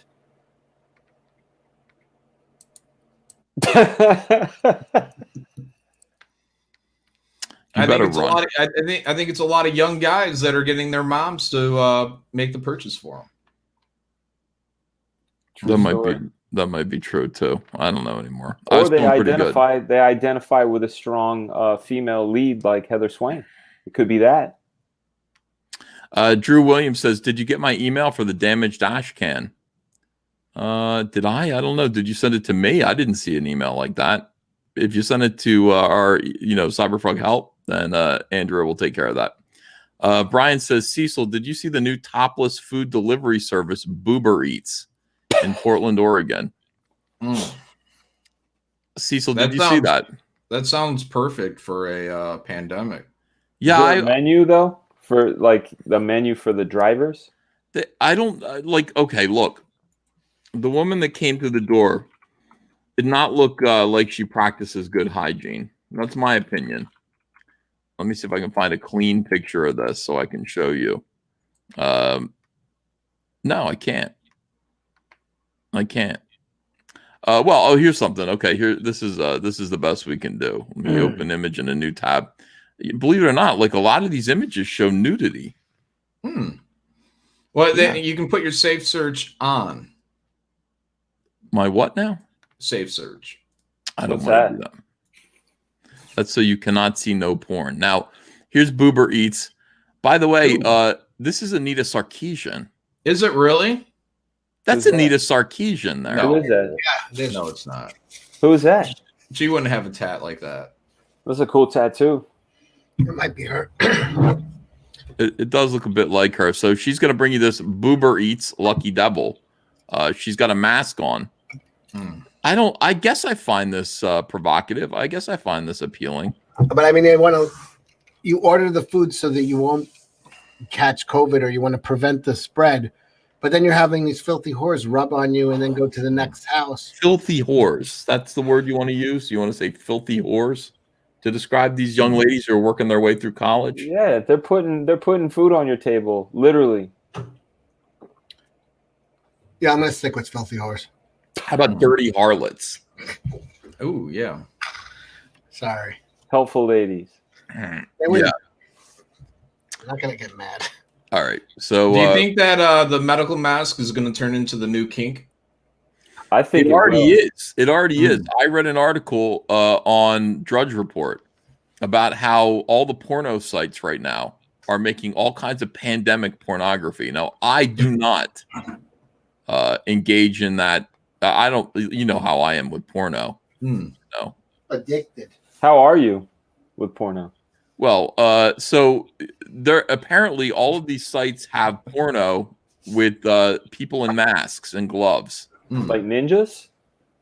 No, like they're having sexual intercourse and they're worried about their facial orifices. Yeah, it doesn't make sense. It doesn't make sense. No. I saw porno. It makes perfect sense. It's an infection, or it goes into the lungs. It comes out of the mouth. What are you talking about? You cannot sexually transmit, right? Virus? Well, I have not heard this as an STD. This is what I think about. They say, and I've learned this on your show. If it lives on surfaces for 3 days, right? So the 20 minutes before they show up to your house, they weren't wearing that mask. They were breathing all on themselves, right? So then you're like handling business and you're touching and bobbing and weaving and doing whatever. Now that's living on you for 3 days, and then you go home. You take a shower, Dan. You take a shower. Oh, don't you talk about showers and me taking showers? What are you, one of the like 2 showers a day guy? No. I never take a shower, man. I'm a filthy whore. I gotta say, I don't want to eat. I look at this and I'm not. That definitely doesn't make you want to eat what's in the bag. It just means they I saw the pictures. There's a video of them. They're like walking around with their asses hanging out, which I'm all for. I mean, the girls will make, but I'm just saying they're going from house to house, barely dressed. You know, they've got to be like they're just like fucking outbreak monkeys delivering food at this point. Yeah. They really are. Rhesus monkeys going from home to home. It's nasty. Giving people AIDS. It's like that scene in the beginning of 28 Days Later when they let the chimp out, and he's like, "Please don't." And then he breaks out, and then he's giving people the rage virus, turn them into zombies. Yeah, these chicks are delivering hamburgers, going in, they do a lap dance, and then the guy, is a zombie 20 minutes later. The whole neighborhood, and they don't have it near me. I've already called. All right, let me see. Fraga equals Comicsgate Ming the Merciless, says Comic Books in Cahoots.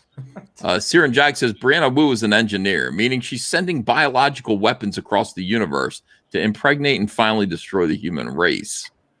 Brian says, Cecil, did you... Oh, I read that one. Why does Malin look like Otto Octavius, says Snarkticon DM. John, you want to take that one? Yeah, that's got style. Look, for years, I knew there was always a possibility that I could grow into Otto Octavius. Mm-hmm. Now I'm almost there.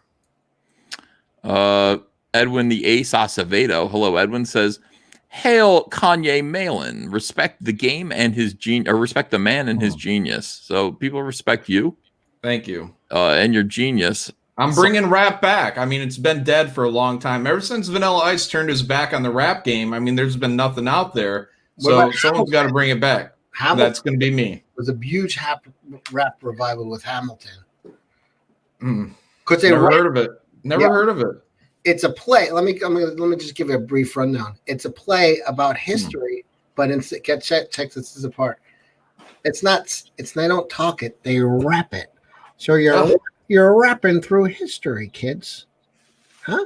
It's terrible. I bet you thought they didn't rap. They didn't rap back then. I had horrible seats when I went. From where I was sitting, Hamilton looked like a Puerto Rican guy. Wow.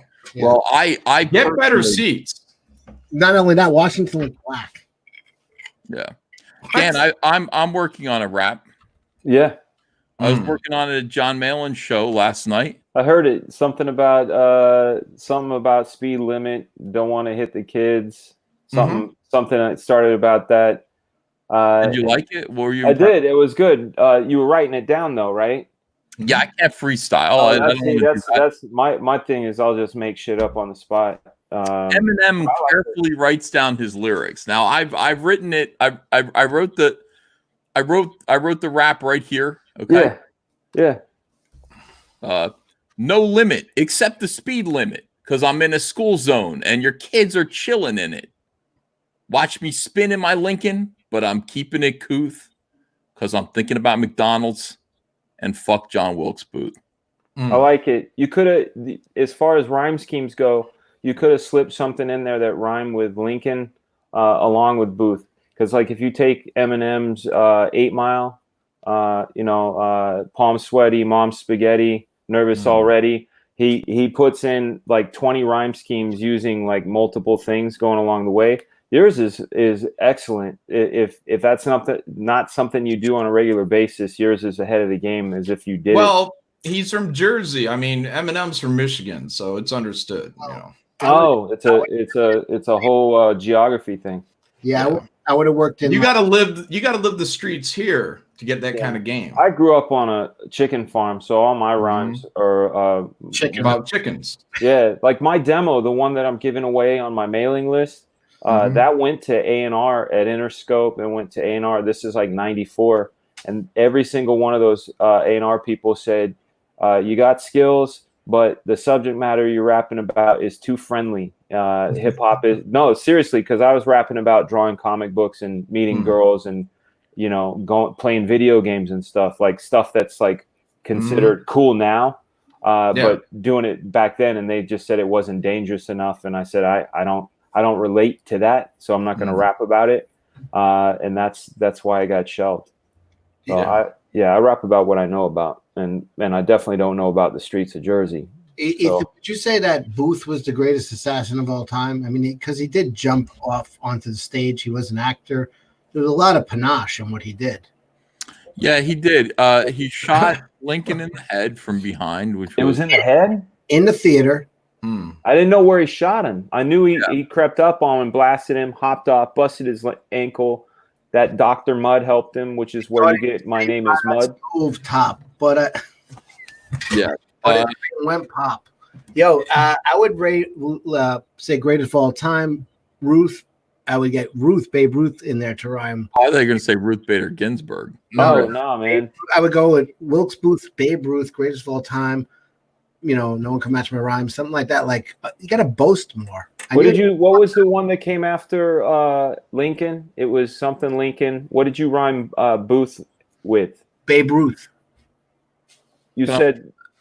No, I said no. I'm not going to go. No, I don't. No, just go. You said Lincoln, something coming up to the booth, something going out like the booth, hitting with the Ruth, hitting with the. What did you say after Lincoln? Rhymes. These are much better. Who are talking to me? Am I being uncouth? No, that was the rhyme that I used. Yeah, there you go. Yeah, it's all just a spoof or a goof.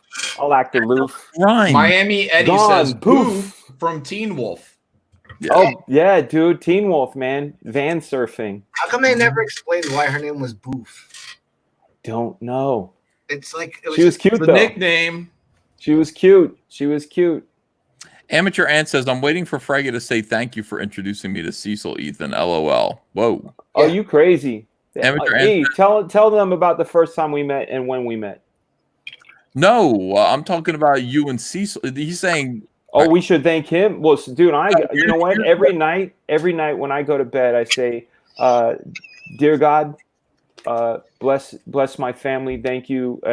Please take care of the world out there, and really, thank you for Cecil." You know what? I'm going to grant your wish. Thank you. A lot of people. Well, here's the thing. I introduced. Did you wish for John's haircut to go away? I like his haircut and his Doc Ock aspirations. He's reminding me of Eric Larson's Doc Ock, like if it was like a hip hop Kanye, and I love it. I love it. Big fan. I want to see you have the backpack with the arms next. Yeah, I'm gonna have to go to college first. True that. Yeah. All right, let's see. Amateur Ant says John's pulling off a great comb over right now. Ferd Turgeson says Hail Caesar of Pies, and Andrew Huerta says Elton John Jr. He's talking about John. I don't think John looks like Elton John. I mean, his hair does. I have the showmanship of an Elton John, a young Elton John. You remind me, Vanilla Ice actually had that haircut right around 2000 or 96 or so. After he went from doing his one Ice Ice Baby, then he did the roll up the Hootie Mac where he had the weird dreads, and then he went to the Caesar cut like you had. He was always a trendsetter, like Bowie. Always. Roll up the Hootie Mac, roll them up. John, you do look a bit like Rocket Spouse. If your hair was bleached white, you would be. What's a Rocket Spouse? It's Gail Simone's husband. It's what she calls. What she calls her husband. Yeah. Rocket Spouse. I thought that was his name. GameStop. What is this? GameStop employees told to wrap hands in plastic bags for work. Previously, we here at Bleeding Cool have been reporting all manner of practices that gaming retailer and industry giant GameStop has been taking to ensure they continue to sell their gaming and merchandising wares. This has run the gamut between calling themselves an essential retail business in order to stay open during the COVID-19 pandemic outbreak to starting a pickup at door service when they were eventually shuttered despite those claims. Now, GameStop employees are claiming the GameStop has told them to equip themselves with plastic bags on their hands and arms in order to hand items over to customers. According to a few different sources, this happens to be the case. A 24-year-old manager for GameStop who wished to remain anonymous to the Boston Globe for fear of retaliation said that a memo was sent to all managers. Some of the highlights of this memo include the order to lightly, if you want to be able to get it off easily, tape a GameStop plastic bag over your hand and arm. Do not open the door all the way. Keep the glass between you and the guest's face. Just reach out your arm. There is no reason that GameStop should risk the lives of their employees or their customers or even the credibility of their storefront by doing this. It's incredibly reckless, and there's no undercutting how greedy these business practices are. In a statement, the company went over the same thing they have said to other media outlets. To the Boston Globe in an interview, with company and customer safety as our paramount concern, our stores remain closed to the customer access, including those in Massachusetts. We are processing orders on a digital basis through our new curbside delivery at-door shipping service. Only employees may enter our store at this time. Importantly, all GameStop employees have been assured that they do not have to work if they're not comfortable or need to stay home for care of a family member. While GameStop is best known as a provider of gaming and home entertainment systems, we also offer a wide array of products and devices that are important to facilitate remote work, including distance learning and virtual connectivity. It bears repeating, especially if they claim to understand the overarching issue. When will GameStop stop? Wow, that's a dramatic article. That makes GameStop seem like Hitler. I'm all for what GameStop's doing. I wish all these businesses would get their asses in gear, take some proactive steps to avoid contamination, keep their fucking doors open. I hate this shit. I hate the government. Well, I mean, yeah, but overthrow the government. John's right. Ugh. I saw today a helicopter flying over some beach out by LA, and it was telling everybody to leave the beach or they were going to get what are ticketed for trespassing. Ugh. Leaving the beach? You're not allowed to be on the beach right now? Yeah, can't be on the beach. You can't go out and have fun. You can't have self-responsibility. Mommy and daddy government are going to take care of you. John, it was a helicopter? Mm-hmm. Can I just explain what John would do if he was there when that helicopter was there?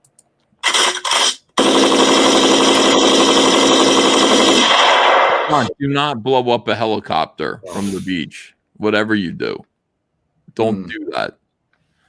Yeah, I don't like that idea. You should be able to go to the beach. I think you should be able to do whatever you want to do. Yeah. You know, if you want to infect other people.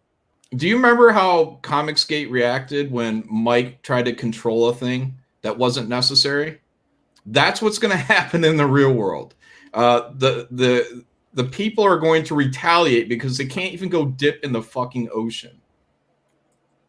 What did Mike try to control that I can't remember? Remember, he wanted a constitution for Comicsgate. He wanted to be able to say who could come, who could go, and who could be thrown out. Yeah. How's John doing now? Oh my God. Jesus. What is going on? Oh man. The soundboard's all busted, bro. All right, let's yeah, what by the way, Deadwood Dale is cracking me up. I gotta say, I like Deadwood Dale. I wish that he would put this on a loop. This is his anti-Comicsgate chill mix. And it's basically the dumbest things that anti-Comicsgaters have said. And it's relaxing. Like you can go to sleep with this.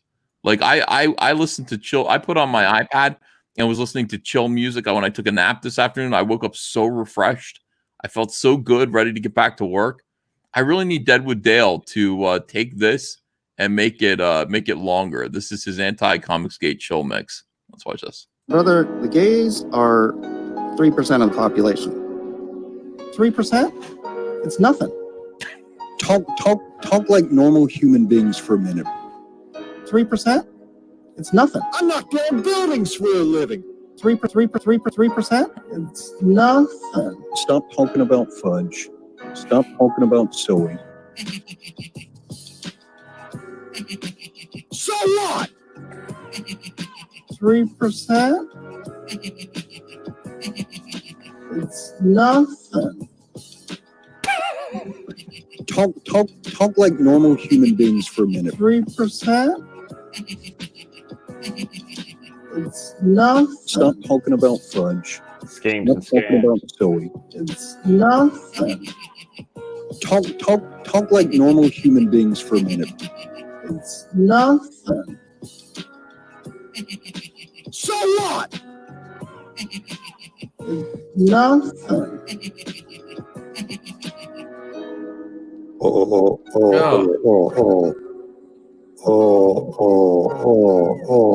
Brother, The gays are 3% of the population.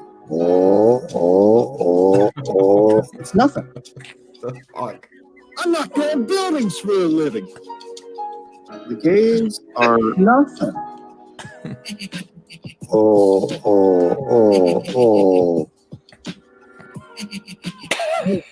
Talk like normal human beings for a minute.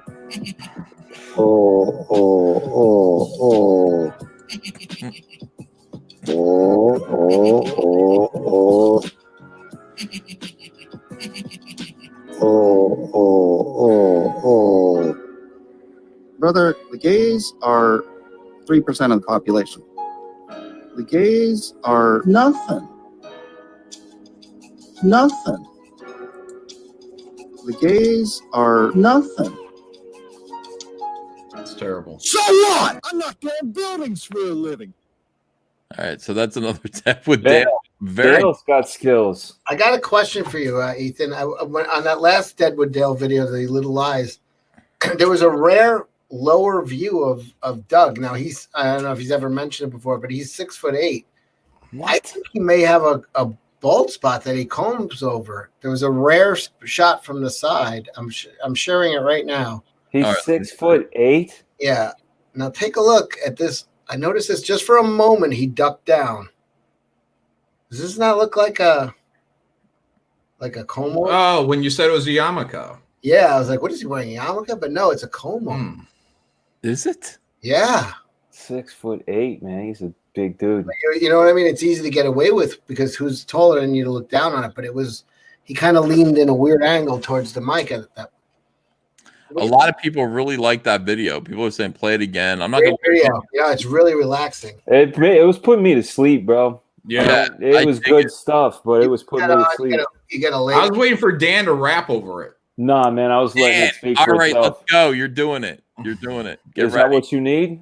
Yeah, we need you to use this beat. Here we go. I don't know if you want Mike talking about gays being 3% of the population as negative as your background singer. He can say whatever he wants to it, but I mean, I think it's going to work. All right, here we go. Let Ready? me see what we got. The gays are 3% of the population. Yeah. 3%? 3%. Talk like normal human beings for a minute. 3%? It's nothing. I'm not going buildings for a living. 3%? It's nothing. Stop talking about fudge. Stop talking about silly. All right. So what? All right. Huh? Yeah. Hey, when No. push came to push came to shove. Edwin likes when you talk about fudge, but don't tell it. Yeah, you spilled it. Thanksgiving. I knock down fucking buildings for a living. No. Yeah, I'm telling you, damn to the nation. They're only 3% of the population. That's right. That's what I say. All I got to have is things about being gay. No. Burning comic books, burning cyber frogs, no fucking Duralogs. Yeah, my shit is slog. No. That's all I got. I can't really hear the beat too well. That was great. That's all I got. I was moved. Yeah. You know, I usually find rap devoid of all emotion, but you know, you're getting me. You were getting me. Changing minds every day. I got Zach loving apes. I got you feeling rap. What's happening? Yeah. Look at that soundboard. Look at that soundboard. I just got, Soundboard board. I saw it behind the scenes. I need to see your soundboard. I just got sent the soundboard in Twitter. Hell yeah. Let's hear it. I got, well, I don't want to do all of them, but I got a sad trombone. Hmm. Why is it not working now? I got a rim shot. I got crickets. Got a whip. That some more sounds like somebody hitting a bag of leaves. I got psycho. I can come.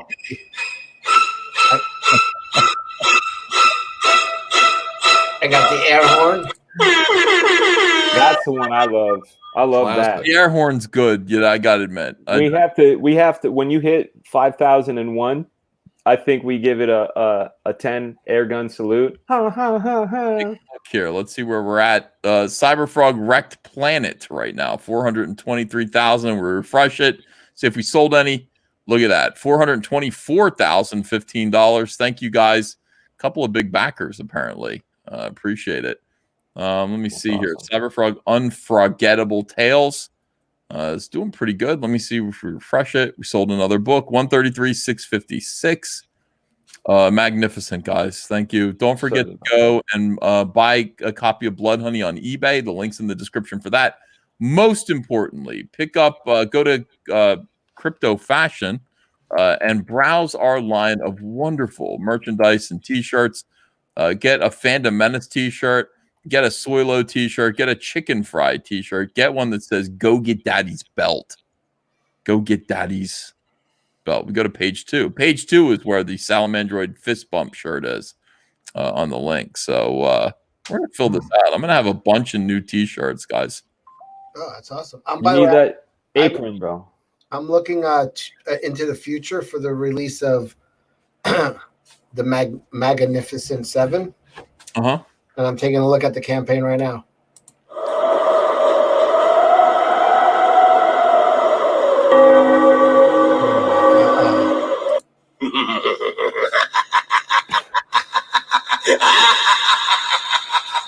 That's Vincent Price. Without a screen door closing, it just doesn't sound the same. That's Vincent Price. Yeah. What does Vincent Price have to do with Magnificent 7? Nothing. Nothing. What the hell was that, Cecil? I was looking at the totals from the. Oh. Was it that fucking high concept, my joke? That you Yes, it was. I didn't get it. Antonio Palacio says, Cecil, that was lame. And he's What a the fuck fan have of you ever yours. said anything positive about me? Everyone says lots of positive things about you. No. Aside from Cecil is HIV positive. That's the only thing that, yeah. Thank you. But I mean, that didn't make sense. That made Yes. absolutely no sense, Cecil. Scientific Lens in chat said, I don't get it. No. Now, who watched this? By the way, why is this happening now? Why is Zack Snyder talking about releasing the Zack Snyder cut of Justice League? I got to tell you something. I don't want to see this ever again. Zack Snyder confirms Justice League 5-movie arc? What the fuck? Zack Snyder confirms his original plan for his Justice League movies included a 5-movie arc and story. While discussing the film in a live stream watch party, boy, that sounds awful. Zack Snyder touched upon the death of Jimmy Olsen, confirming that, yes, the character is indeed dead.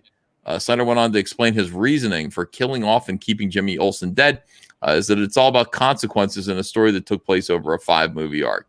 The live stream is ongoing, and Snyder didn't go into further details about his 5-movie story, but people close to Snyder have previously revealed details about Snyder's 5 movies surrounding Justice League.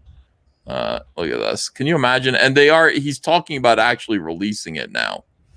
This is going to get, here we go. Zack Snyder.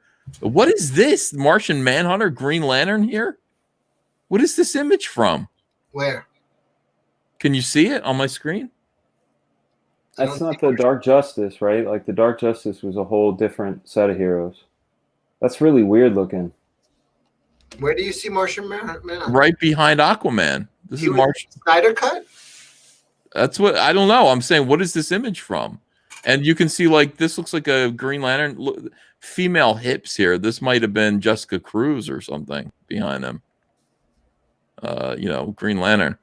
Zack Snyder teased the release of Justice League movie live stream watch party. Long story short, Snyder wasn't able to finish his version of Justice League movie, which saw Warner Brothers bring in Joss Whedon and spend hundreds of millions of dollars for him to reshoot and rewrite the majority of the movie. Such a bomb. However, Snyder has just about finished his version although rumored to film a few more scenes, which has become the hallowed holy grail known as the Snyder Cut. At the end of the Batman v Superman watch party, Zach offered a bit of tease for the fans. It was really fun, and I hope it was fun for you guys. Like I said, it was really fun for me.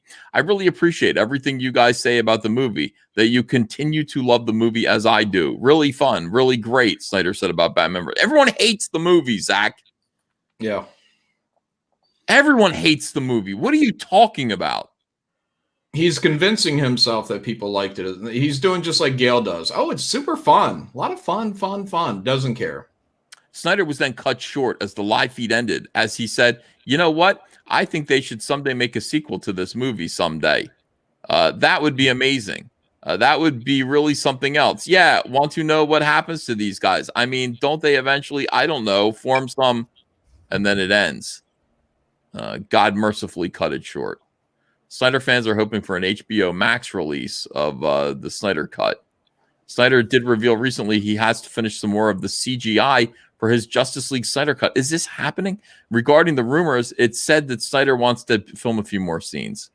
It's also been said that the Snyder Cut might get a release on the upcoming Warner Media HBO Max streaming service, which launches in May. But again, the rumors have it that due to Snyder wanting to film more scenes to completely finish it, the Snyder Cut might not be ready by May, so it might see a later HBO Max release. So Zach also talked about the death of Jimmy Olsen, 5-movie arc, and the Martian Manhunter and Superman. Yeah, there's some images from the Snyder Cut here. Let me see if I care about any of them. I can't say that this changes my mind, not even slightly. Back to formula. Back to formula. I don't want to. This was such a depressing movie. I saw it in the theaters and I was out. Look at this guy here. I was outraged. He's so brave. I saw him in a dress once. I said, wow. Yeah. How amazing. Nope. Social norms. Yeah, like, you know, guys aren't supposed to wear dresses. I was like, am I seeing things here? Let me look at this instead. Godzilla versus Kong. Final battle spoilers leak online. Cyberfrog versus Kong. I heard about that. I never want to hear about it again. And you know what? You guys, F you with the Cyberfrog versus King Kong thing. I know why you're saying that. And F you. No, you don't. I do. It's terrible. Why are they saying it? Because they saw a video of a monkey fucking a frog in the mouth. And then they're like, oh, look, it's King Kong versus Cyberfrog. No, F you. And, you know, they think they're being funny. It's not funny at all. That poor frog. Yeah. What if they were close, though? They weren't close. That was not an act of love. It was not. Yeah, the frog was not a willing participant. Exactly. Poor frog. And I'm sick of seeing frogs brutalized. Yeah, that's not cool. If you want to see, I'm sharing it on my screen. I'm not sharing it, Cesar. You know how I feel about frog. I'm not showing that shit. Spoilers. This is the ending. Cecil is the new Mike Miller. I'm not doing it. Spoiler. If for the movie, the upcoming Kong versus Cyberfrog, this is I'm not doing it. I got people in the audience who are like, no, don't do it. Adrian Stone says EVS sounds like he needs a tomahawk steak. Upstairs, I've got steaks, but none of them are tomahawk. It's just a still picture. It's not a movie. I'm not looking, Cecil. All right, I'll look. Here we go. Oh, avert your eyes from the upcoming Kong vs. Cyberfrog. Think about it. That's big money right there. You've always wanted to do a Kong story too. It's a whole different meaning behind ribbit.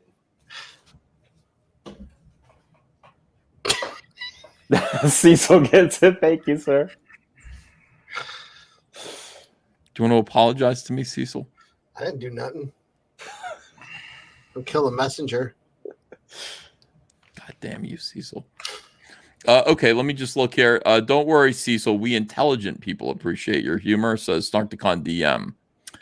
Andrew Huerta says Malin hates rap, but he loves Comicsgate rap, CG rap. I wouldn't say that. Yeah. Mildly is amused by, perhaps. Yeah. There we go. There we go. Braden Dykstra says Vincent Price, another notch on my bedpost. That's weird. What does that even mean? I don't know. Baby Ace Radio. I'm guessing he fucked Vincent Price. How old That's is what it sounded like to me. Vincent Price was gay, even though he was married, by the way. Was he? Yeah. Vincent He, Price. and he was the egghead on Batman, right? Mm-hmm. I love me some. And he also played Vincent Price on the Brady Bunch. That's typecasting, man. I wouldn't take that from anybody. Jeg says most people liked BVS, and it's aged better when people watch it themselves instead of making up nonsense about it. Snyder treats the fans with respect, says Jeg. Jeg's mad at me for making fun of Snyder's Batman v Superman, which I really disliked. Socialism is for figs.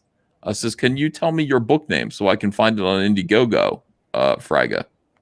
Yeah, it's called Black Flag, Pineapple Perception. It's coming out April 25th. We got a little taste. I can show you some. The inks came through the email while we've been on this stream, which I'm really, really super stoked about. Let me pull it up so you can see the image. It's going to be it'll be the very first time we're going to see it as a cover in over 25 years, Black Flag on a cover. So this is the Black Flag layer right here. The Red Sonja and Evil Ernie are getting inked up right now. We're working them in 3 different layers so we can offer them in different ways. But this is coming out on the 31st, which is Tuesday, from Dynamite Comics. So that'll be Whoops. logo, but it's called Black Flag Pineapple Perception. So keep your eye out. We're going to be getting a mailing list going this upcoming week as well. Spirits Car says wacky sound effects, waka waka, calling it. March 29th, Cecil has officially jumped the shark.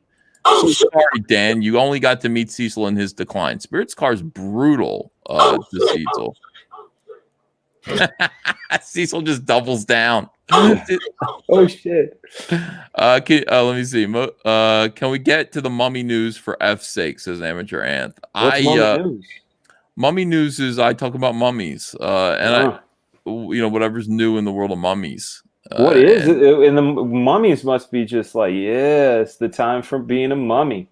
There's not a lot of news with mummies right now, but like we talked about the erect penises of Tutankhamun. Yeah, like Cecil's got, You stick with me, you'll get one of these. It's a slave. What is that? For the afterlife. Well, those are African slaves for the afterlife. Here, Egyptian slaves. Yeah. Oh, because I thought it was like a doobie for a second. I thought that was a joint. 5,000 years old. I have pieces of asteroids.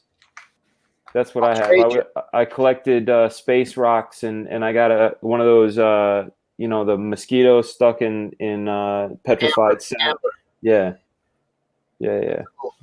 Amazing, absolutely amazing. All right, so anyway, guys, I'm gonna get to work. We got 1,466 people here. Cecil, don't make fun of my work ethic. All I do is work. I appreciate everyone. Thank you for super chats.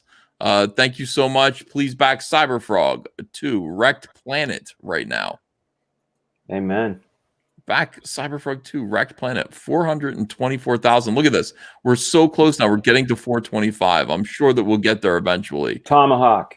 We already owe it. We owe a tomahawk steak eating 14,000. I think you need to do spinning double tomahawks. Even if you have to, let's say you would get a 32, just get 216. So you're eating the same amount, but you can just like double tomahawk. So, like one for each hand? Yeah, looking like you're in, what was it? Last of the Mohicans, like Daniel Day-Lewis. Oh. Just spinning tomahawk steaks.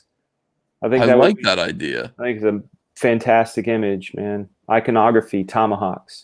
Or like start off Wakanda and then just go. Well, I will do it. We just gained another backer, $424,085. Thank you guys. Wow. Yeah. There it is. Oh shit. All right. So is anyone else streaming? Look at John Mellon shaking his head in disgust at this whole affair. He can't It's starting believe to it. sound like a rap concert in here, man. A little bit. That's what they sound like now. We need to get some. What are some good metal cues? Bring some metal cue soundboard. Make it thematic. Just don't make it country. I have to. Yeah, we need like somebody going. Are you ready to rock, Philadelphia? Philadelphia, are you ready to rock? Like that. Cecil, can you get that? Comic ski. Are you ready to rock? That would be badass, kind of like AC/DC. Yeah, and like a big fat tom drum roll. Yeah. I would dig that. Give me a while. What is MLG air horn? I don't know what this one is. Hit it. Same one. It just sounds a little bigger. It's got a little more reverb on it. We're all listening for it. Are you going to sleep or are you going to really go? I'm working. I'm going to work here. I want to, I want to draw a little bit. Tomorrow is my I get the sleep day, or today. No, yeah, let's go to. I'm just going to go to sleep. I'm going to go upstairs and go to bed. I'm not going to draw.